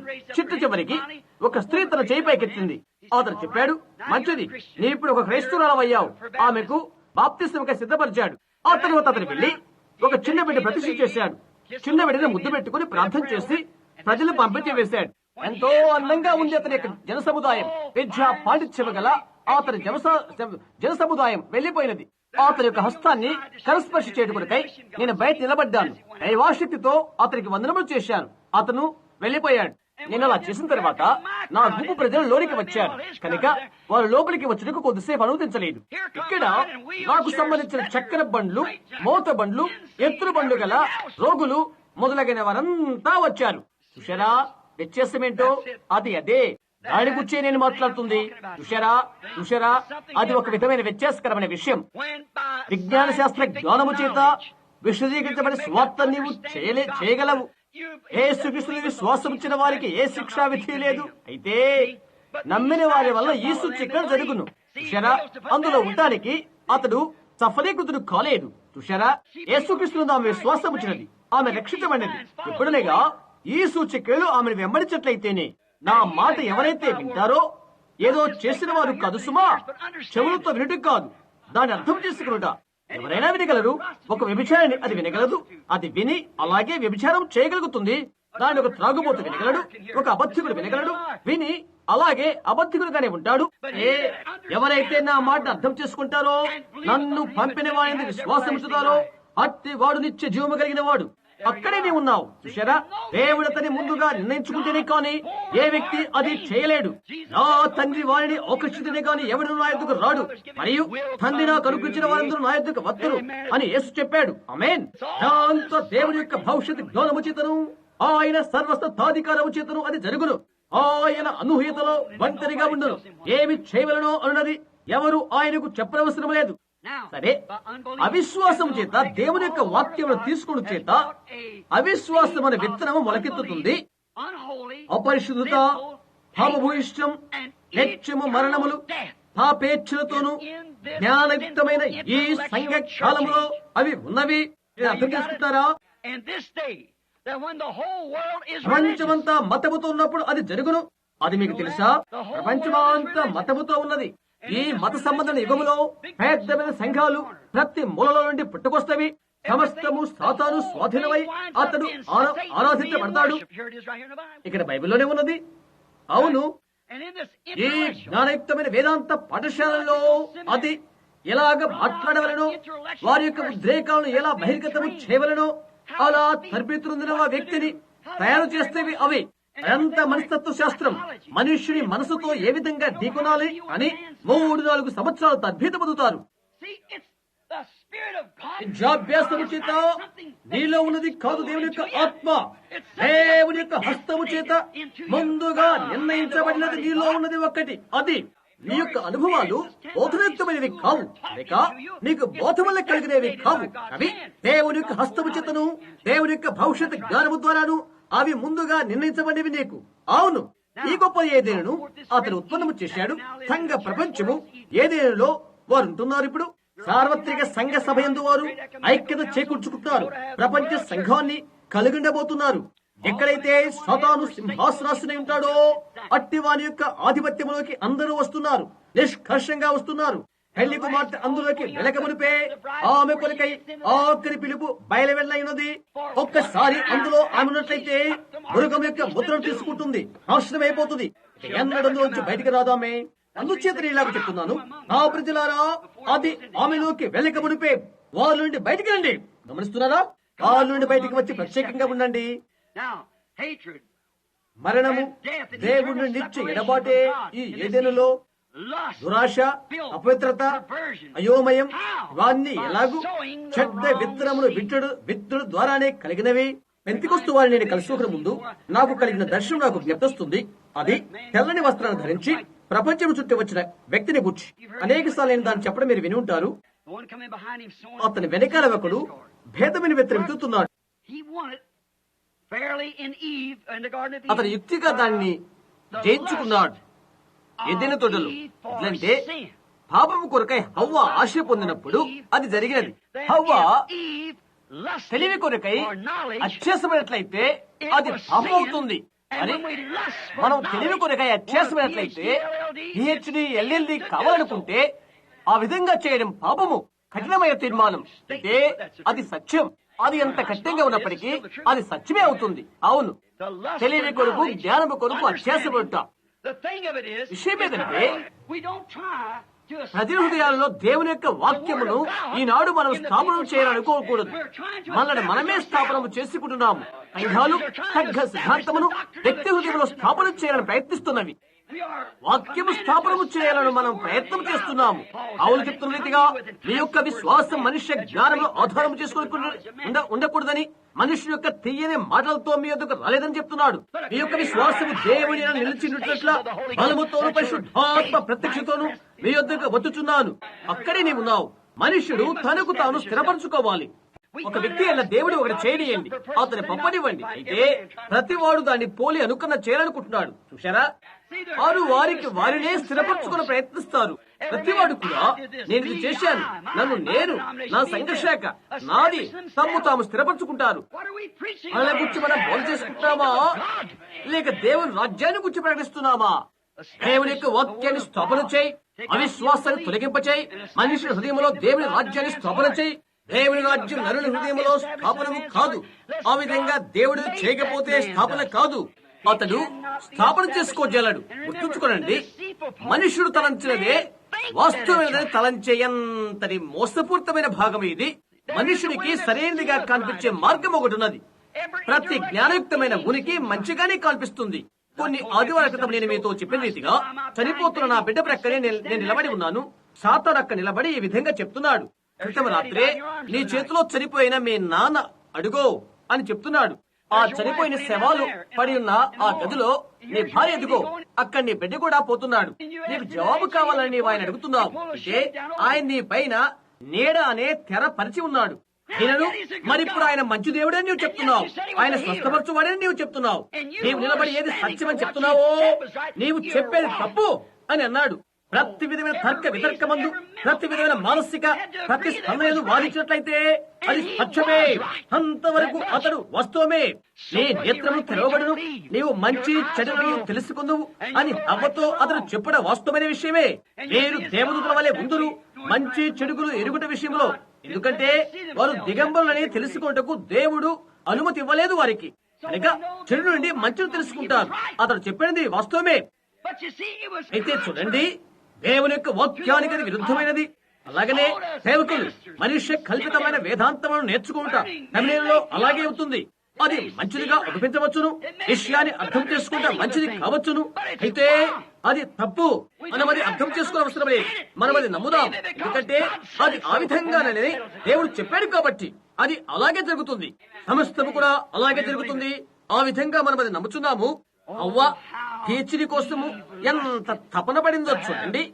ఆమె ఉన్నదానికంటే ఇంకా నేర్పరి కావాలని తపన పడిందో చూడండి. గమనించండి, అటువంటి స్త్రీ పురుషులు గమనించండి. ఆ ఇరువురు స్త్రీ పురుషులు దేవుని యొక్క ఏదైనా తోటలో దిగంబరులుగా ఉన్నారు. నేను ఇప్పుడు ముగించబోతున్నాను. కొద్ది నిమిషాలే మిమ్మల్ని ఉంచుతానని చెప్తున్నాను. ముగింపులో ఇది గమనించండి. ఇది ఇప్పుడు పోల్చి చూడండి.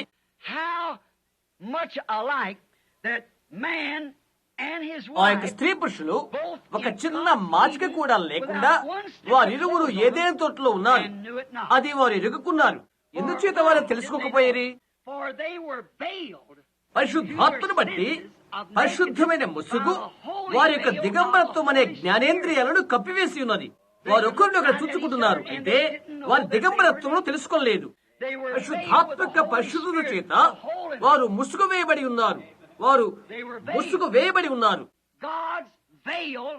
దేవుని యొక్క ముసుగు ఇంకా ఈ రోజు కూడా ఉన్నది. వారు చూచి అత్యాసపడరు, వారు తలత్రిప్పుకుంటారు. అది పరిశుద్ధమైన ముసుగు. చూశారా, పరిశుద్ధమైన ముసుగు. దేవుడు వారి నేత్రాలను స్వాధీనపరుచుకున్నాడు. వారిలో ఒకరు పురుషుడు, ఒకరు స్త్రీ. వారు దిగంబరని వారికి తెలియదు. ఎందుకంటే దేవుని యొక్క పరిశుద్ధత వారి నేత్రాలను కప్పివేసినది. గమనించండి, పరిశుద్ధత యొక్క ముసుగు చేత వారి యొక్క మనస్సాక్షిని పాపము నుండి దేవుడు కప్పివేశాడు. కొన్ని నిమిషాలు దాని గురించి మనం కొంత కలహనం చేద్దాం. ఇక్కడ చూడండి, హెబ్రీ పత్రికలో ఆరాధకుడు ఒక పర్యాయము కడగబడిన తర్వాత వారి పాపమునికి ఎన్నడూ జ్ఞాపకం చేసుకునబడవు. పాపము అతని నుండి తొలగిపోయినది. ఈ రోజు సోదరు డేవిల్ ఒకరిలా తను అడిగిన దాన్ని నాతో చెప్పాడు, పరిశుద్ధాత్మను గురించి నేను ఎందుకు బోధ చేయను అని. నేను ఎందుకు చేయను? అదే ఇక్కడ ఉన్నది. పరిశుద్ధాత్మనిలో కార్య నిర్వహణ చేస్తాడు. అది జీవము. ఏదో ఉద్రేకము కాదు, శరీర సంబంధమైన తర్కారము కాదు. అది ఒక వ్యక్తి, యేసుక్రీస్తు. ఈ కాలములో ప్రతి ఒక్క మాట నీ హృదయములో జీవింపు చేయుటకై దేవుని యొక్క వాక్యం నీ హృదయములో స్థాపన చేయుట. అవును, పరిశుద్ధాత్మక కార్యకలాపాలను గమనించు. ఎక్కువగా తెలియపరచుకోవడం కాదు గాని కార్యకర్తవ్యం ఉంటున్నది. అదేమి చేసినప్పటికీ వాక్యానుకూలంగా చేయడం. గమనించండి, దేవుని పరిశుద్ధ వాక్యం యొక్క పరిశుద్ధాత్మ దిగంబరులకు ఒక పురుషుడు స్త్రీ కలిగి ఉన్నప్పుడు అది వారు గ్రహించలేది.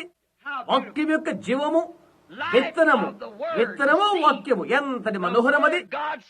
దేవుడు చెప్పాడు, తోట మధ్యలో ఒక చెట్టు ఉన్నది.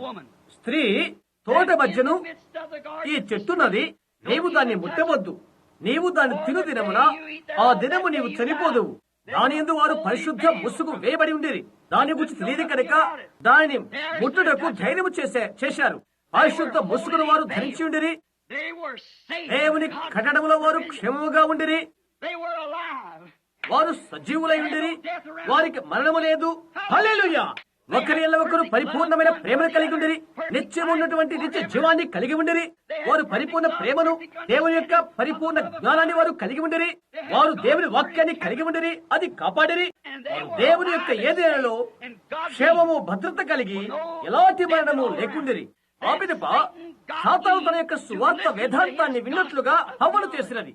జ్ఞానమైన సువార్త, అత్యున్నతమైన విద్య, అత్యున్నతమైన నీతి శాస్త్రము, అత్యున్నతమైన విద్యాబోధన, ఉన్నతమైన నాగరికత అను సువార్త వేదాంతాన్ని హవ్వ పొందినట్లుగా చేసింది.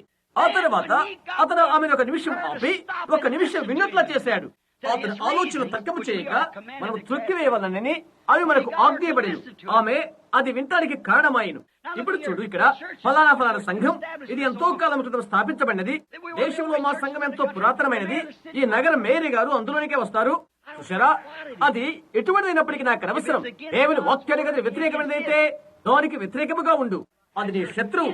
ఏదైనా దేవునికి వాక్యానికి వ్యతిరేకమైనట్లయితే అది నీ శత్రువు. వాక్యము కోసం ఏదైనా ఉన్నప్పటికీ అది నీ సహోదరు అవుతాడు. అతడు నీ భాగము. గమనించండి, ఆమె పరిశుద్ధమైన ముసుగు తొలగించినది. లౌకికం అంటే వాస్తవంగా ఎలా ఉంటుందో అది చూచుట కొరకై అలా చేసినది. దాన్ని పోల్చి చూడు, వాస్తవంగా దురాశ ఎలాగుంటుందో అని. ఆమె కళ్ళ మీద నుండి ఆ ముసుగును తొలగించి వేసినది. ఆమె కళ్ళ మీద దేవుడిచ్చిన పరిశుద్ధమైన దాన్ని తీసివేసినది. అదేంటో తెలుసుకోవాలని ఆ తెలివిని ఆమె అపేక్షించినది. అందువలన అదంతా ఎలాగుంటుందో అది చూడాలని ఆ ముసుగును తొలగించినది. ఆమె సాతాను మాట ఆలోకించినది. ఎటువంటి స్థలములో ఆమె ఉంచినదో గమనించండి. ప్రతి కాలములోనూ వారు అదే పని చేస్తున్నారు. అప్పటి నుండి నిత్యము కూడా తెలివి వైపే మాట్లాడుతున్నారు. ఇప్పుడు కూడా అతడు విత్తిన అతని సంతానము సాతాను జ్ఞాన రాజ్యాన్ని కట్టుతున్నాడు. లోకాన్ని మరణపు ఏదేనుగా చేయడం కొరకై లోకాన్ని తీసుకున్నాడు. ఇప్పుడు గమనించండి, ప్రకటన 3వ అధ్యాయం లౌకిక సంఘ కాలాన్ని చూడండి. మీ మనస్సు మీరు ఆలోచించేయండి. ఇప్పుడు గమనించండి, ఆమె అనగా హవ్వ సాతాను యొక్క రాణి. సాతాను అనగా సర్పము ఆదాము కూడక ముందు ఆమెను కూడినది. అది ఆమెను మోసగించినది. సాతాను అనగా సర్పము హవ్వకు భర్త అయినాడు ఆదాము కూడక ముందు. చేత అతడు ఆమెను కామాతృతను మోసం చేశాడు.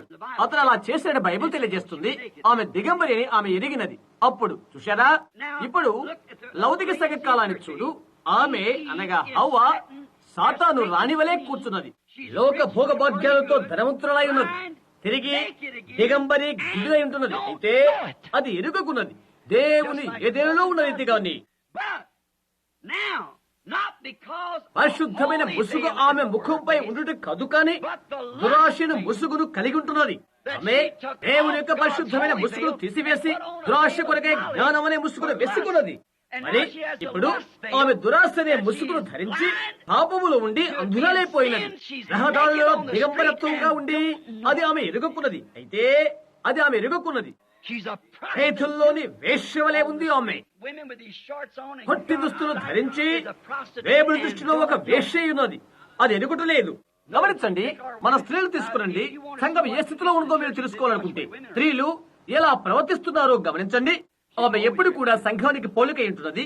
పాపము, అవిశ్వాసం అనే సాతాను యొక్క ఏదైనాలో తారుమారైన మతము, తారుమారైన రాజ్యము దేవుని యొక్క వాక్యాన్ని స్వీకరించడానికి బదులుగా మానవుని యొక్క జ్ఞానయుక్తమైన పాండిత్యాన్ని స్వీకరిస్తారు. సంఘాన్ని స్వీకరించడానికి బదులుగా శాఖను తీసుకుంటారు. ఒక పెద్దరిక కోసము వారు అలా చేస్తున్నారు. గమనించు, అమాయకత్వం నుంచి తారుమారైపోవుట, దీన్ని ఇప్పుడు వదులుకోవద్దు. సంఘము దురాశనే ముసుగును ధరించుకుని ఉన్నది. అది ఆమెకు చేసింది ఎందుకు గమనించు. అది ఆమెను అమాయకత్వం నుంచి జ్ఞానంలోకి నడిపించినది. చూశారా, అశుద్ధమైన ముసుగు అది అమాయకత్వం అయి ఉండేను. దురాశన ముసుగుతో ఆమె జ్ఞానము కలిగి ఉండేను. అది హాయిగా ఉంటుందని ఆమెకు తెలుసు. అది ఏమి చేస్తుందో ఆమెకు తెలుసు. చూశారా, అది ఒక ఫలము, కోరుకోదగిన చెట్టు. అది ఒకటి జ్ఞానవంతులుగా చేస్తుంది. చూశారా, అమాయకత్వం నుంచి జ్ఞానంలోకి ఆమె పడిపోయినది. అశుద్ధతో నుండి దురాశలోకి అనే మురికిలోకి పడిపోయినది. జ్ఞానము నుండి మరణములోనికి పడిపోయినది. ఈ రాజ్యము చనిపోవలసినది.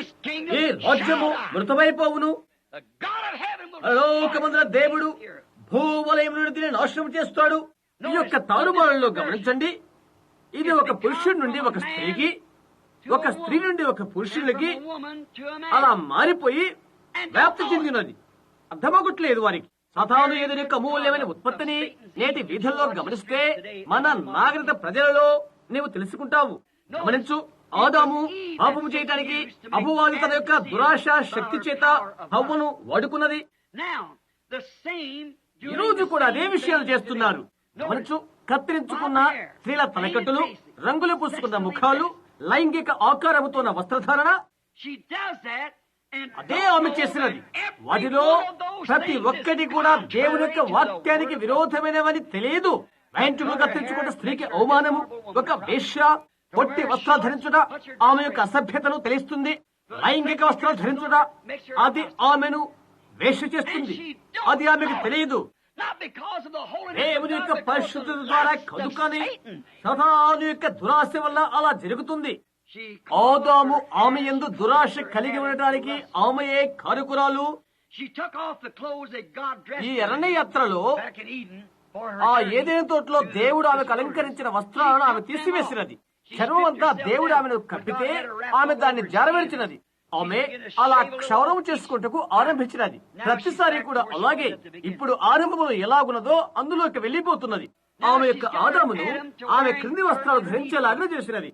ఒక పురుషుడు పొట్టిగా ఉండే చిన్న ఆడ వస్త్రాలు ధరించి ఇక్కడ నుండి వెళ్లిపోయాడు. అతనిలో మంచి పురుషత్వం ఉంటుందని నేను అనుకున్నాను. నేను ఎదిగినంత వరకు అతడు పెద్ద ఆడ మగ మనిషి. తారుమారైపోయిన ఆదామును ఆమె వలె ఉన్నట్టు ఆమె చేసినది. చూశారా, ఆమె యొక్క క్రింద వస్త్రాలు ధరించేలాగా చేసినది. దురాశ ఆమె ఏమి చేయబోతున్నదో ఆమె చూచినది. దూరాన ఆమె ఏమి చేయబోతుందో ఆమె అది చూచినది. ఆమె వస్త్రాలను తీసివేసి, అయితే ఆమె లోపలి వస్త్రాలు తప్ప అవే పొట్టి వస్త్రాలు అనుకోవచ్చు. అవే స్త్రీ యొక్క లోపలి వస్త్రాలు. ఇక్కడ ఆమె యొక్క ఆదాము వాటిని ధరించాడు. ఇప్పుడు అటువంటిది దేవుని యొక్క అసలైన వాక్యానుకూలంగా స్త్రీ పురుషుల వస్త్రాలు ధరించడం హేయమైన విషయం అవుతుంది. ఆ విధంగానే దేవుని యొక్క వాక్యాన్ని బట్టి ఆ విధంగానే పురుషుడు స్త్రీ వస్త్రాలు ధరించడం హేయమైన విషయం. ఆలోచించు. ఆ విధంగానే అతను ఇప్పుడు ఆడవాళ్ళు తలగబెట్టుకునే వంకెలు ధరిస్తున్నాడు. వాటి క్రిందకు దువ్వి వాటికి వంకు పెడుతున్నాడు. ఆ జీవితంలో వికారమైన దృశ్యాలను నేను చూడటం ఏదంటే ఆ పిల్లలు నేడు ఆ విధంగా క్రిందకు దూవుతారు. ఒక విధమైన పెరాక్సైడ్ తో వెంట్రుకలకు రంగులు వేసి వాటిని నానబెట్టి వంకెలంకులు త్రిప్పి అలా చేస్తారు. పెద్ద ఆడతనము గలవాడవు. వేదిక వద్ద ఉండి అలాంటి చెప్పడం ఎంతో భయంకరమైన విషయం. అయితే దేవుని ఇంటి వద్దనే తీర్పు బయలుదేరుతుంది. మీరు స్త్రీవో పురుషుడివో తెలుసుకోలేకున్నారు. మన యొక్క అమెరికా దేశం యొక్క సైన్యం ఇక తదుపరి పొట్టి వస్త్రాలతో వస్తుందని అనుకుంటున్నాను. అవును, ఎటువంటి తారుమారో చూడండి. స్త్రీ వస్త్రాలు ధరించుట, ఆమె ఉంగరాల జుట్టు వీరి పెట్టుకుంటా. నేను హోవర్డ్ జాన్సన్ దగ్గర ఉంటుంది. ఇక్కడున్న వ్యక్తి కాదు ఆయన. రహదారిపై నుండి వెళ్తున్న ఆ వ్యక్తి. నేను అలా వెనకాల కూర్చుని ఆశ్చర్యపోయాను. ఒక చిన్న కుర్రవాడు నోరు తెరుచుకుని అలా వస్తున్నాడు. నల్ల జుట్టు కలిగే ఉన్నాడు. ఇలాగ అతను దువ్వుకున్నాడు. అందులో ఒక గుండ్రాయి లాంటిది ఒకటి పెట్టుకుని అతని కన్నులకు పైగా వంకలు తిప్పుకొని ఉన్నాడు. అతని కళ్ళకు పైగా ఉన్నట్లుగా అవి కనిపిస్తున్నవి. తారుమారు అని నేను అనుకున్నాను. అది అతను నమ్మలేకున్నాడు. అతని పురుషుడిగా రుజువు చేసుకోవచ్చు. అయితే అతని ఆత్మీయతను స్త్రీ. అతని ఇంటిలో ఏ కోణాన అతని ఉన్నాడో అది అతనికి తెలియదు. అవును, ఎటువంటి తారుమారది అది సతారు చేయనది. అతను రాజ్యాన్ని తలకిదులు చేస్తాడు, సంఘాన్ని తలకిదులు చేస్తాడు, ప్రజలను తలకిదులు చేస్తాడు. అతని మోసగాడు, అసలైన సత్యాన్ని తలకిదులు చేయవాడు. వాడు దేవుడు ఒక పురుషుని పురుషునిగా చేశాడు, స్త్రీని స్త్రీగా చేశాడు, వారిని వేరు వేరు వస్త్రాలతో వస్త్రధారణ చేశాడు. వారు అలాగే ఉండు కొరకై, అలాగే ప్రవర్తించుట కొరకై ఆయన వారిని చేశాడు. ఒకటి పురుషత్వం కలిగిన దానిగా, రెండవది స్త్రీతత్వం కలిగిన దానిగా. ఆయన ఆదాముని ఏదేనులో నుండి వేరు చేసి ఈ పని చేశాడు. అతనిని హవ్వకు ప్రత్యేకపరిచాడు. ఆడమనిషి యొక్క వెంట్రుకల ముళ్ళు ధరించుట, ఆమె అతని వలె పురుషుల వలె వెంట్రుకలు కత్తిరించుకుంటా. అతడు ఆమె వస్త్రాలు ధరించుటకై ప్రయత్నిస్తున్నాడు. అతడు బయట ధరించే వస్త్రాలను ఆమె ధరిస్తుంది, ఆమె లోపల ధరించే వస్త్రాలను అతడు ధరిస్తున్నాడు. ఏమో దృష్టి అనిపిస్తుంది, నేను ఆ విధంగా చెప్పుడు కాదు, ఇది నిష్కర్షంగా సువార్త సత్యమై ఉంటుంది. అతనికి తెలియకపోతే ఏదో తప్పిదమని ఎందున్నది. ఇంటివాడమై ఉండాలి, ఏదో వీధుల్లోకి ఎప్పుడు వెళ్ళలేకపోయేనే ఉండాలి. ఆమె అతడు అది మంచిదే తలుస్తున్నారు. వారు ఎక్కడికో చేరుకుంటున్నారు. ఓ, ఇదెంతో ఎండ తీవ్రతగా ఉంది అని స్త్రీలు నవ్వచ్చు. ఆ దూరాన ఉన్నటువంటి అపాచీ ఇండియా దేశ స్త్రీల గురించి సిగ్గుపడతారు. వారెంత వేడిని పొందుకుంటారో అంత ఎక్కువగా వస్త్రాలు ధరిస్తారు. సూర్యుని వేడి నుండి అవి కాపాడుతవి. వారు నడిచిన రీతిగా నీకు చెమట పట్టినవు. నీవు శీతల యంత్రం దగ్గర కూర్చున్న కొరకై వారు వచ్చినట్లుగా వారి ఎండలో నిలబడిపోతారు. నీవు ఏ విధంగా నిలబడలేవు, నీవు ఖాళీ మడిపోతావు. దానిని వారు ఉన్నతమైన విద్యను పిలుస్తారు. నవీన విజ్ఞాన శాస్త్రం దీన్ని ఉత్పన్నము చేసినది. ఓ, లౌకికలో ఉన్న ఆమె దిగంబరిగా ఉన్నది. అయితే అది ఆమె ఎరుగుకున్నది. ఏదైనా తోటలో ఆమె దిగంబరి ఉంటున్నది. చూడండి, రెండు రాజ్యాల యొక్క సమపోలికలు. ఒకటి పాపానికి మరణమునకు సంబంధించినది, మరొకటి నీతి నిత్య జీవానికి సంబంధించినది. అక్కడేమో ఆమె పరిశుద్ధమైన ముసుగును ధరించి ఉన్నది. వారి ఇరువురు దిగంబరుని, వారికి అది ఎరుగుకున్నారు. దానిని వారి గురించి వారికి ఏమీ తెలియదు. ఎందుకంటే దేవుడి యొక్క ఆత్మ చేత వారు కప్పబడ్డారు. ఇక్కడైతే వారు ఉదాస చేత నెరవేయబడి ఉన్నారు. ఒకరినొకరు చూచుకుంటున్నారు. ఆదాము వైపు చూస్తున్నాడు. అయితే ఆమె దిగంబరిగా అతను ఎరుగుకున్నాడు. ఎప్పుడైతే ఈ దురాశనే తెర వలన ఆమె దిగంబరిని ఆమె ఎరుగుకున్నది. అయితే ఈ దురాశకు ముసుగు వలన పురుషుడు ఆ వైపు చూడగలుగున్నట్లుగా చేస్తున్నాడు. అదొకటి మాత్రమే ఆమె చేయగలదు. నీవు నమ్మట్లేదు, ఎలాగైనా నీవు చేస్తావు. పురుషుడు చూస్తాడు, ఎంతో ఆకర్షణగా అనుకుంటాడు.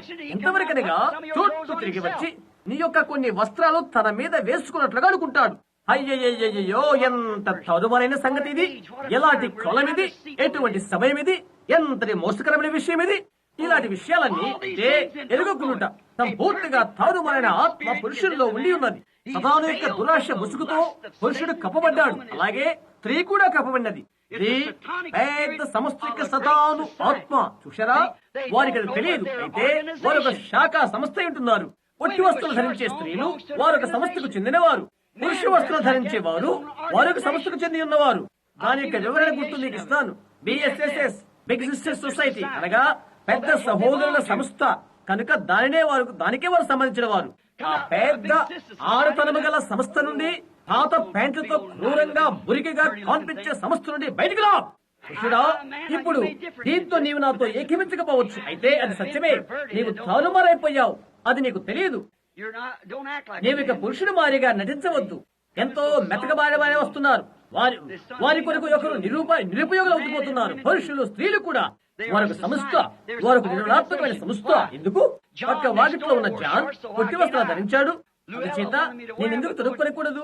పక్క వాకిటి గల జాన్ ధరించాడు కాబట్టి లోయల్లా అవి ధరించమని నన్ను కోరుతుంది. భలే, సుసి, జాన్ వాటి ధరిస్తే మార్తా, జేన్ వాటి ధరించాలి. లేక సుసీలు, లేక వారి పేరు ఏదైనా సరే. చూశారా? అది సహవాసం, అది ఒక సంస్థ. నీవు వానికి వాస్తవంగా చెందినవాడవు. అది నీ వెరుగు. ఆ విషయం అది అలాగున్నట్లయితే అది అలాగే ఉండడం మనం చూస్తున్నావు. కాబట్టి నీవు గుడ్డివానిగా ఉన్నావా? ఈ సంఘర్షక నిమిత్తమై నీవు గుడ్డివానిగా ఉన్నావు. సాతాను అందులోకి నలిపివేసినది. అది దేవుని యొక్క అసలైన వాక్యమును, ఆయన రాజ్యమును, ఆయన బిడ్డలు, ఆయనకున్న ప్రణాళికను తారుమారు చేయుట అది అవుతుంది. ఏ విషయాల్లో సాతాను స్త్రీ పురుషులను తేలినది తారుమారుటనగా అది వారికి తెలియదు. దేవుని యొక్క కుమారుడు ముఖంపైకి వెంట్రుకలు తిప్పుకుంటూ గాని, పొట్టి వస్త్రాలు ధరించి వేధుల్లో తిరగడం గాని ఇక ఉండదు. దేవుని బిడ్డ అలా చేయగలడా? సంఘ పెద్ద వేదికలంతా సంఘ కాపరి అలా చేస్తాడా? లేదు. అది దేవుని బిడ్డ చేయనది కాదు సుమా. దేవుని యొక్క వడపద సదరులకు అతను ఎన్నడూ రాడు. ఆ స్త్రీ యొక్క వస్త్రాలను అతను ధరించాడు.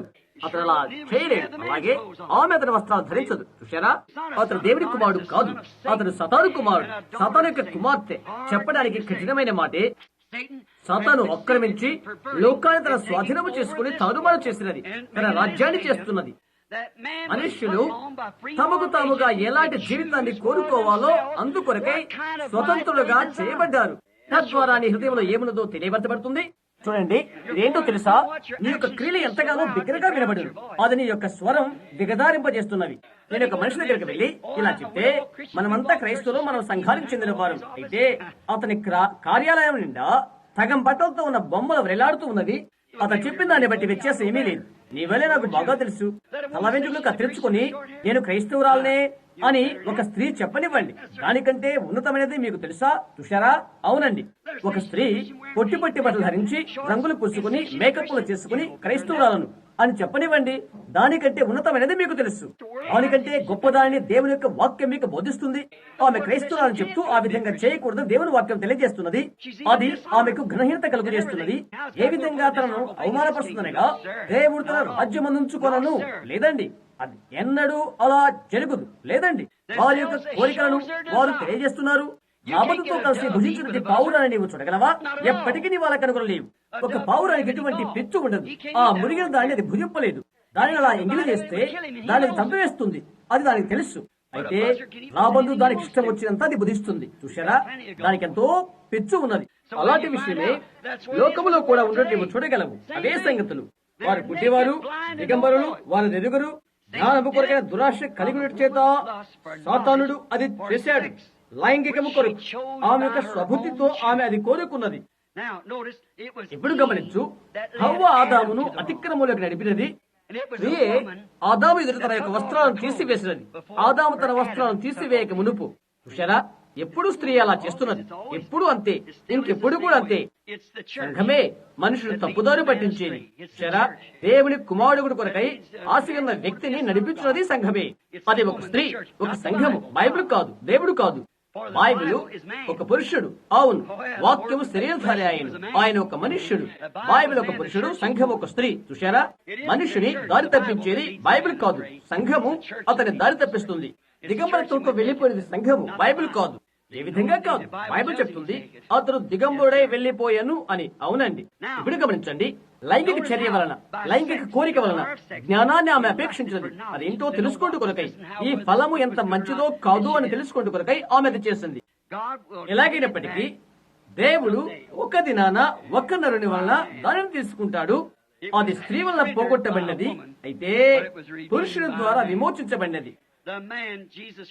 ఆ పురుషుడు వాక్యమైన యేసుక్రీస్తు. ఆ తర్వాత ఏంటి? ముగింపులో గమనించండి.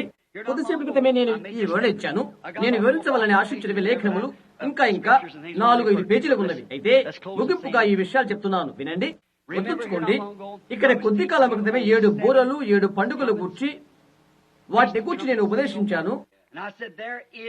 8వ దినం పండుగ ఒకటి ఉన్నది అని నేను చెప్పాను.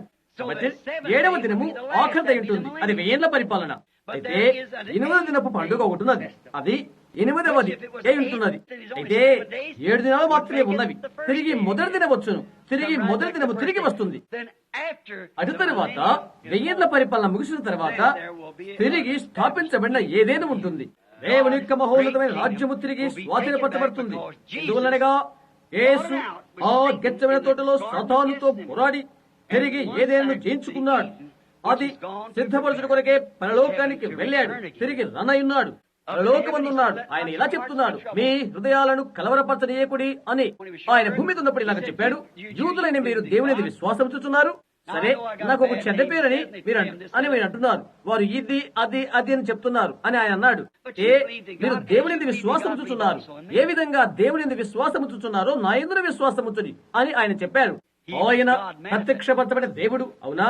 ఆ యొక్క తండ్రి ఇంట అనేకమైన లేక నా యొక్క తండ్రి ఆర్థిక భాండారాలలో, నా తండ్రి ప్రణాళికలలో అనేకములైన నివాసములున్నవి. నేను వెళ్లి స్థలము సిద్ధపరచుదును. ఎంత దూరము చూడండి, 1500 చదరపు మైళ్ళు. అది ఎక్కడ ఉన్నది? దాన్ని సిద్ధపరచుటకు ఆయన వెళ్లారు. ఆయన సృష్టికర్త ఉంటున్నాడు. ఆ బంగారమంతా ఆయనే సృజించును. ఆ వీధులు దగదగ మెరుగుచున్నవి. ఆయన సృష్టికర్త. ఆయన స్థలమును సిద్ధపరుచుచున్నాడు. అక్కడ ప్రకటన 21లో అతను ఇలా చెప్తున్నాడు, నూతన యెరూషలేమున ఆ పరిశుద్ధ పట్టణము పరలోకము నుండి దేవుని యొద్ద నుండి దిగివచ్చుట యోహానును నేను చూచితిని. ఇక సముద్రము లేదు, మొదటి ఆకాశం మొదటి భూమి గతించిపోయినవి. మొదటి ఆకాశం అనగా ఏంటి? అది 1000 ఏళ్ల పరిపాలన ఉంటుంది. మొదటి భూమి అనగా ఏంటి? అది పునర్నిర్మాణం చేయబడుట. నోహు యొక్క బోధ వలన అతని చేత భూమి ఎలాగో బాప్తిసం పొందినో అలాగూ క్రీస్తు దానిపైన ఆయన యొక్క రక్తాన్ని ప్రోక్షణ చేటు ద్వారా దాన్ని పరిశుద్ధపరిచాడు, దానిని పునర్నిర్మాణం చేశాడు. దానిని సమస్తమైన క్రిములను ఇతరత్ర వాటిని తొలగించి వేశాడు. అంతమందు అగ్ని బాప్తిసం ద్వారా అలాగే చేశాడు. అది సమస్త విధమైన క్రిములను, వ్యాధులను, రోగములను, భూమిపైన సమస్త మురికిని చంపివేస్తుంది. అది పగిలి నూతన భూమిగా రూపుదాల్చుతుంది. కొత్త ఆకాశమును కొత్త భూమిని చుట్టుదని, మొదటి ఆకాశము మొదటి భూమి గతించిపోయినవి, సముద్రమును ఇక లేదు. మరియు యోహానును నేను నూతనమైన యెరూషలేమును ఆ పరిశుద్ధ పట్టణం పరలోకమందున దేవుని యొద్ద నుండి దిగివచ్చును చూచితిని. అక్కడ దేవుడు మన యొక్క నిజమైన గుణగణములతో ఉంటాడు. అశుద్ధతల నుండి పాపమందు అందులో ఉన్న ఆయన యొక్క కుమారులు కుమార్తెలతో ఆయన సహవాసం చేయండి. అక్కడి నుండి ఇక పాపం అనేది ఇక ఉండదు. దినత్వంతో పోరాడుదాము. ఈ జ్ఞానం మోసపోవద్దు. అయితే ఆ ద్వారం ప్రవేశించడానికి పోరాడండి. విడిచిపెట్టబడిన వారు ఎవరనగా వ్యభిచారులు, దురాశపరులు మొదలగు వారు. మోహపుస్తకంతో ఒక స్త్రీని ఎవరైతే చూస్తారో ఆమె యందు అప్పుడే వ్యభిచరించిన వారు అవుతారు. చెడ్డ జీవితం గల స్త్రీ పురుషులు బయట ఉంటారు.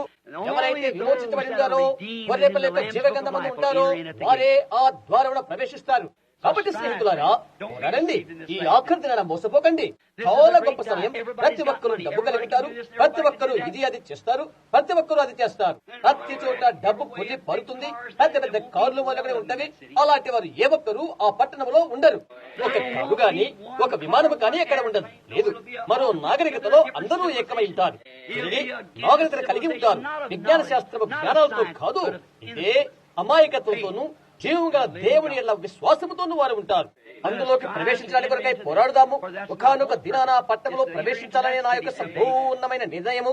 అలా వెనకాల చూడు, నాతో కలిసిరా, పరిశుద్ధులు సాగి వెళ్ళుదురు అని మనం పడుతుండగా మీరందరూ సాగి వెళ్ళట చూడండి. పరిశుద్ధులు సాగి వెళ్తున్నప్పుడు ఆ సంఖ్యలో నేను కూడా ఉండాలని నా యొక్క ఆశ. ప్రార్థించుకుందాం. పరమందుల ప్రియమైన తండ్రి, దినాలు ముగుస్తుండగా, వాగ్దానం దగ్గర అవుతుండగా మేము చూస్తున్నాము. ఏమైనా దేవా, మీరు దాన్ని మా హృదయాలపైన ఉంచండి అని ప్రార్థిస్తున్నాం. అందువలన మేము ఎటువంటి తప్పిదములు చేయము. ఏమైనా దేవా, మా యొక్క మనస్సాక్షిని పవిత్రపరచండి. లోక కార్యకలాపాల కొరకు మా హృదయమును, మా నేత్రాలను ముసుగువేయండి. వ్యర్థమైన లోక విషయాలకు ముసుగు కప్పండి. వ్యర్థమైన ఘనత ఒకరిని గొప్పవానిగా చేయను. వారంతని గొప్పవారైనప్పటికీ రాజులు, సామంతులు, అధినేతలు ఇక సమస్తమైనవి నశించిపోవలసినదే. అలాంటి వారు మొదటి పునరుద్ధానంలో తిరిగి లేవరు. కాబట్టి ఈ విధంగా వ్రాయబడినది, ఈ మొదటి పునరుద్ధానంలో పాలు గలవారు ధన్యులు, నువ్వు పరిశుద్ధులై ఉన్నారు. ఇట్టి వారి మీద రెండవ మరణానికి అధికారము లేదు. ఓ దేవా, రెండవ మరణానికి ఆత్మ సంబంధమైన మరణమునకు అధికారము లేదు. అతను విమోచించబడి ఉన్నాడు. ఈ ఘడియలో ఒక దాని గురించి ఆలోచించడం ద్వారా ఒకరినొకరును కలుసుకుంటుకై ఎత్తబడుదురు. ఇద్దరు పడకలో ఉందరు, నేను ఒకరిని తీసుకుంటాను, ఒకరిని విడిచిపెడతాను. ఇద్దరు పొలములో ఉందరు, నేను ఒకరిని తీసుకుంటాను, ఒకరిని విడిచిపెడతాను. ఓ దేవా, నీ దృష్టిలో పరిశుద్ధులుగా ఉన్న రీతిగా సహాయం చేయండి. ఏ వ్యక్తి ఏ విధంగా మమ్మల్ని గురించి తలచినప్పటికీ పర్వాలేదు, హరులు ఏమనుకున్నా పర్వాలేదు. ప్రభువా, మా సంభాషణ పరిశుద్ధమైనదిగా ఉండును కాక, దేవుని యొక్క వాక్యానికి అది సరిపడు కాక. ప్రభువా, మాలో ఎటువంటి చేదు పిచ్చు ఉండకుండా క్రమపరచండి. ఆ తప్పదాల కొరకై మేము మొరపెడుతుండగా యేసుక్రీస్తు రక్తం మాకును దేవునికి మధ్య నిలబడు కాక. ప్రభు యేసు రక్తము ద్వారా ఆయన మమ్మల్ని తొంగి చూచును కాక. మా యొక్క స్వనీతిని బట్టి కాక, మేమెవరైనది, మేమేమి చేసింది వాటిని బట్టి కాక, ఆయన ఘనమైన క్రియల ద్వారానే మమ్మల్ని చూచును కాక. దేవా, సహాయం చేయండి. ఇక్కడ కూర్చున్న వర్తమానం వింటున్న ఏ ఒక్కరికి కూడా, చిన్న బిడ్డ మొదలుకొని వృద్ధుల వరకు ఎవరు పోగొట్టుకొనుకోకుండా చూడండి. వారి యొక్క పరిశుద్ధమైన కోరిక దేవుని కొరకు, ఆయన వాక్యము కొరకై ఉండును కాక. ఆయన ఏ గడియలో కల్పిస్తారో తెలియదు. తీర్పు కొరకై ఏ గడియలో ఆయన ఉత్తర్వులు జారీ చేయనో మాకు తెలియదు. మా యొక్క కాదు తీటి కొరకై ఆయన ఏ గడియలో వచ్చునో మాకు తెలియదు. అది ఇంటికి వచ్చే సమయం అని చెప్పవచ్చు. నువ్వు వెళ్ళవలసినది పరిశుద్ధులుగా ఉండే కొరకై దేవుడు మాకు సహాయము చేయను గాక. దయచేయండి ప్రభువా. అది సంభవం అయితే ప్రభు రాకడ వరకు మేము జీవించుదుము గాక. ఆ యొక్క శక్తి కొలది ప్రేమ అవగాహన కలిగి ప్రతి కార్యమును మేము చేయదుముగాక. ఈ దినాన దేవుడు లోకమును నశించిన గొర్రెలను లోకములో వెతుకుతున్నాడని గ్రాహ్యము చేసుకుందుముగాక. అనుకూలమైన ప్రేమపూర్వకమైన ప్రార్థనతో దేవుని వాక్యముతో మేము వారితో మాట్లాడుతాము కాక, తద్వారా ఆఖరి వ్యక్తిని తెచ్చుకుని గృహానికి మేము చెరగలము. ఇంకా ఈ సాతాను యొక్క ఏదే నుండి బయటికి వెళ్ళదాము. అంతా దురాశల పైన, ఈ లోకమందు అందమైన స్త్రీల ప్రకటనల పైన ఉండి ఉన్నవి. వారి ప్రకటనలు ఇలాగ ఉన్నవి: మేకప్పులు వేసుకున్న అబ్బాయిలు, పొట్టి లంగాలు ధరించుకున్న ఆడవాళ్లు మాకు కావాలి అని. మా యొక్క రేడియోల పైన, టెలివిజన్ల పైన సమస్త విధమైన మురికి హాలీవుడ్ లో ఉన్నవి. అన్ని రకమైన మురికి, కల్మషముతోనూ లైంగికముతోనూ కూడిన వస్త్రాలతో ఉన్న స్త్రీలే వాటిపైన ఉన్నారు. పురుషుడు తారుమారై స్త్రీల వస్త్రాలు ధరించుకుంటున్నాడు. వారు స్త్రీల వలె వెంట్రుకలు కత్తిరించుకుంటున్నారు. పురుషులు స్త్రీల వలె ఉంటున్నారు. ఓ దేవా, ఎంతటి భయంకరమైన గడియల్లో మేము ఉంటున్నాము. ప్రభువైన యేసు రండి, ప్రభువా రండి, రక్తముతో శుద్ధీకరించండి. మా నుండి సమస్తమైన కల్మషాన్ని చేతులు తీసివేయండి. ప్రభువా, మేము జీవించదుము కాక, ఈ రక్తము క్రిందనే నిరంతరము మేము ఉందుము కాక. ఇది మా యొక్క హృదయ వాంఛ విధేయతతో కూడిన విన్నపము. ఇది ప్రియమైన దేవా, ఈ రాత్రిలో ఎక్కడైతే సువార్త పంచిపెట్టబడబడుతుందో ఆ బల్ల మీద ప్రణమిల్లి, ప్రభువా, వ్యాధి బాధలతో ఉన్న వారి కొరకై, కాకివేడు కొరకై ఇక్కడ కొన్ని చేతి రుమాళ్ళు మూటలు పెట్టబడి ఉన్నవి. ప్రభువా, మా యొక్క విశ్వాస ప్రార్థన నీ దృష్టి యందు మా హృదయాలలో నుండి వాటిపైన పడుగును కాక. అటు తర్వాత ఏ విధమైన అపవిత్రత ఉన్నట్లయితే ప్రభువా, ఇప్పుడే తీర్పులోనికి మమ్మల్ని తీసుకున్నామని నీ యొక్క కనికరాన్ని అర్థిస్తున్నాం. ప్రభువా, మేమేమి తప్పిదాలు చేస్తున్నామో మాకు తెలియచేయండి. అందువలన రక్తము తీసుకుని మమ్మల్ని శుద్ధిపరచమని అడుగుతున్నాము. ఈ వ్యాధిగ్రస్తులు స్వస్థపరచండి తండ్రి, వారిని బాగుపరచండి. అదేమి చేయబోతున్నప్పటికీ, వారు ఎక్కడికి వెళ్ళినప్పటికీ అలా జరుగునుగాక తండ్రి. నిన్ను మాత్రమే, నిన్నే సేవించుడికై మాకు తీర్మానం దయచేయండి. ప్రభువా, దయచేయండి. రహదారిపై తమ గృహాలకు వెళుతున్న ఈ ప్రియ ప్రజల క్షేమాన్ని దయచేయండి. ప్రజల నీవు స్వస్థపరిచినందుకు నీకు వందనాలు. సహోదరుడు షెపర్డ్ వారి యొక్క బిడ్డ సైకిల్ వల్ల గాయపరచబడ్డాడు. ఇలాంటి కీడు సంభవింపనీయకుండా ఉండాలని ప్రార్థిస్తున్నాను. ఆ చిన్నవాడు తన సైకిల్ తొక్కుతున్నాడు. అతను బాగున్నాడని ప్రార్థిస్తున్నాను. నేను ఎవరి కొరకై ప్రార్థించామో ఆ వ్యాధిగ్రస్తులు స్వస్థపరిచేందుకు కొరకై నీకు వందనాలు చెల్లిస్తున్నాము. మేము అడిగింది మేము పొందుకున్నామని మాకు తెలుసు. ఎందుకంటే మాకు వాగ్దానము చేసిన ఆయనపై మేము నమ్మకించాము. యెహోవా, నీ కృప మాకు అనుగ్రహించండి. మా యొక్క పాపాలు క్షమించండి. యేసుక్రీస్తు నామమున అడుగుచున్నాము. ఆమేన్. మీరు ఆయన నమ్ముతున్నారా? సాతాను యొక్క రాజ్యాన్ని బట్టి నీవు అలసిపోయి కృంగావా? వెయ్యేండ్ల పరిపాలన రాబోతుందని మీరు నమ్ముతున్నారా? ఆ ఏదేనాడు 1000 ఏళ్ల పరిపాలన నమ్ముతున్నారా? ఈ రోజు అది నిర్మాణం అవుతుందని నమ్ముతున్నారా? ప్రతిదీ కూడా జ్ఞానం పైన ఆధారపడుతుంది. వారిది నమ్మకముందు ప్రతిదీ కూడా శాస్త్రయుక్తంగా నిరూపణగుతుంది. జ్ఞానయుక్తంగా దేవుని నీవు రుజువు చేయలేవు. విశ్వాసము ద్వారా నీవు ఆయన అంగీకరించాలి.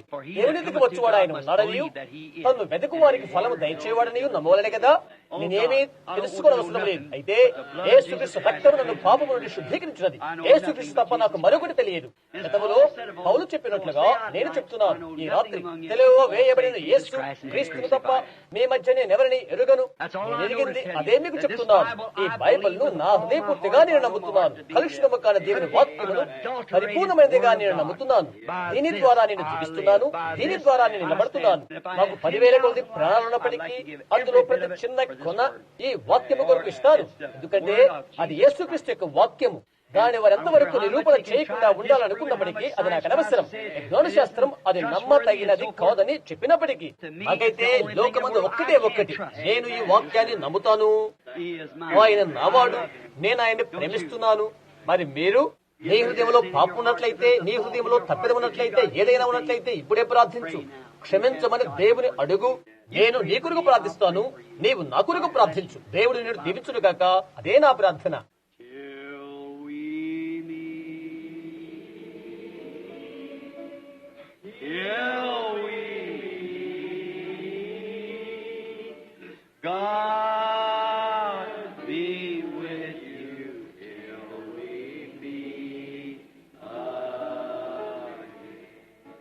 మీరు ఒకరినొకరిని ప్రేమిస్తున్నారా? యోహాను చెప్తున్నాడు, చిన్నపిల్లారా మీరు ఒకరినొకరిని ప్రేమించుడి. ఒకరినొకరు ప్రేమించుడి. ప్రేమ అనేకమైన తప్పిదాలు కప్పవేయును. ఒకరినొకరు కరస్పర్శ చేసుకుందాము. God be with you till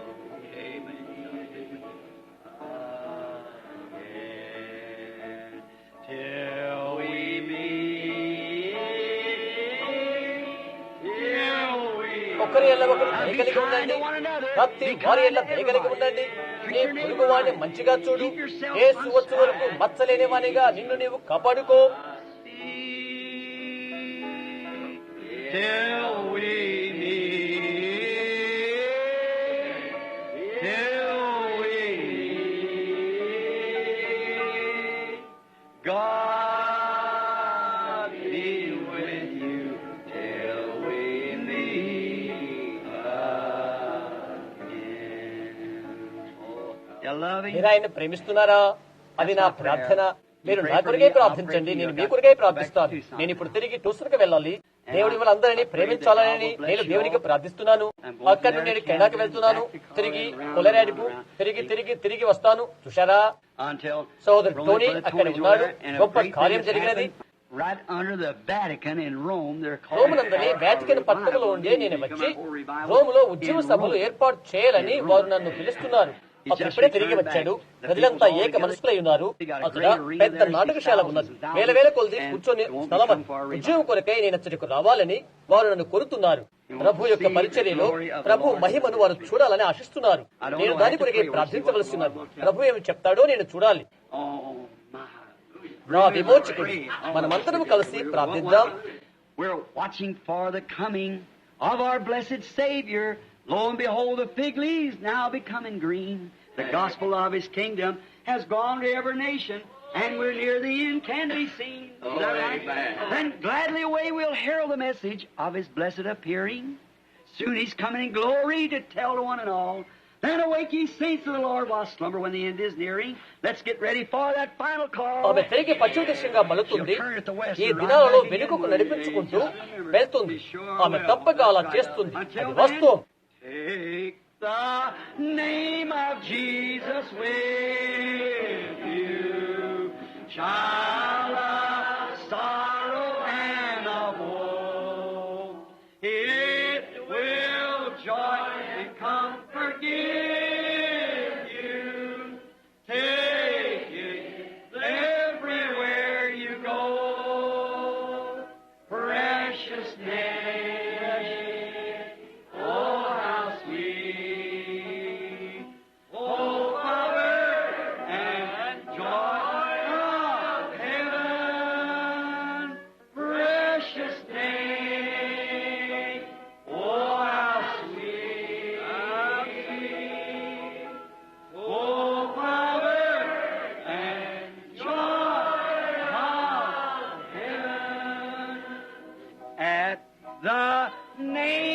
Jesus bowing, falling, prostrate at His feet.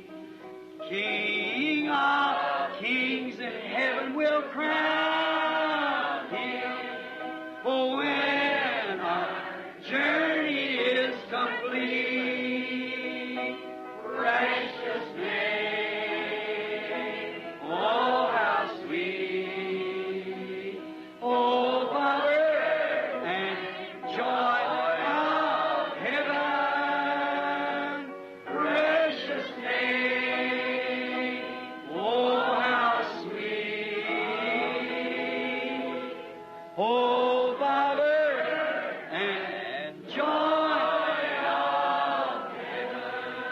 This last verse, let's sing it with bowed hearts now. Take the name of Jesus with you as a shield from every snare. And when temptations around you gather, శోధనలను చుట్టుముట్టగా ఈ యొక్క సాతాను రాజ్యములో ప్రార్థనలో ఈ పరిశుద్ధ నామాన్ని ఉచ్చారణ చేయి. సాగిపో, అది కార్యం చేస్తుంది.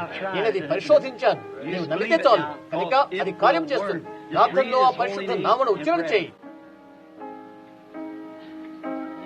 The name of Jesus with you as a shield from every snare. When temptations round you, yeah, what do you do then? Just breathe it holy name. The veil will come over your face and precious name. Oh, how sweet. Oh, Father, and joy of heaven. Precious name. Oh, how sweet. Oh, Father, and joy of heaven. తిరిగి సహోదరు బేలెన్ వేదిక మీదకు రమ్మని నేను ఆహ్వానిస్తున్నప్పుడు మనం తల వంచుకుందాము.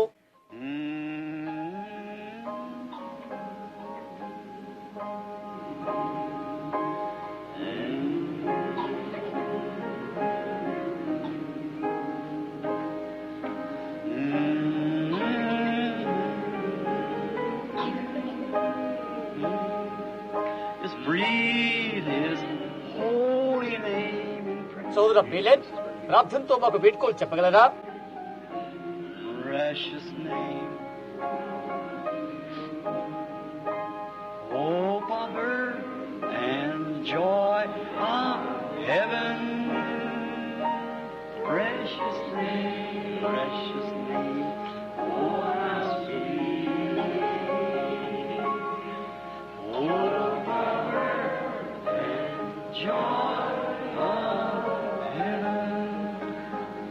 Now with our heads మనం మన bowed and హృదయాలు our మన hearts తలల bowed. వంచి ఉండగా సోదరు బేలెట్ మీరు అలా చేయగలరా? మన యొక్క సహచరులలో ఒకరు సహోదరుడు ఎస్ఎల్ బేలెట్ ఎంతో నమ్మకస్తున్న క్రైస్తవ సహోదరుడు, నమ్మకస్తుడు. ఈ రాత్రి ప్రార్థనతో ప్రజలను పంపించి వేయాలని నేను అతన్ని అడుగుతున్నాను. సోదరు బేలెట్, దేవుడు నిన్ను దీవించును గాక.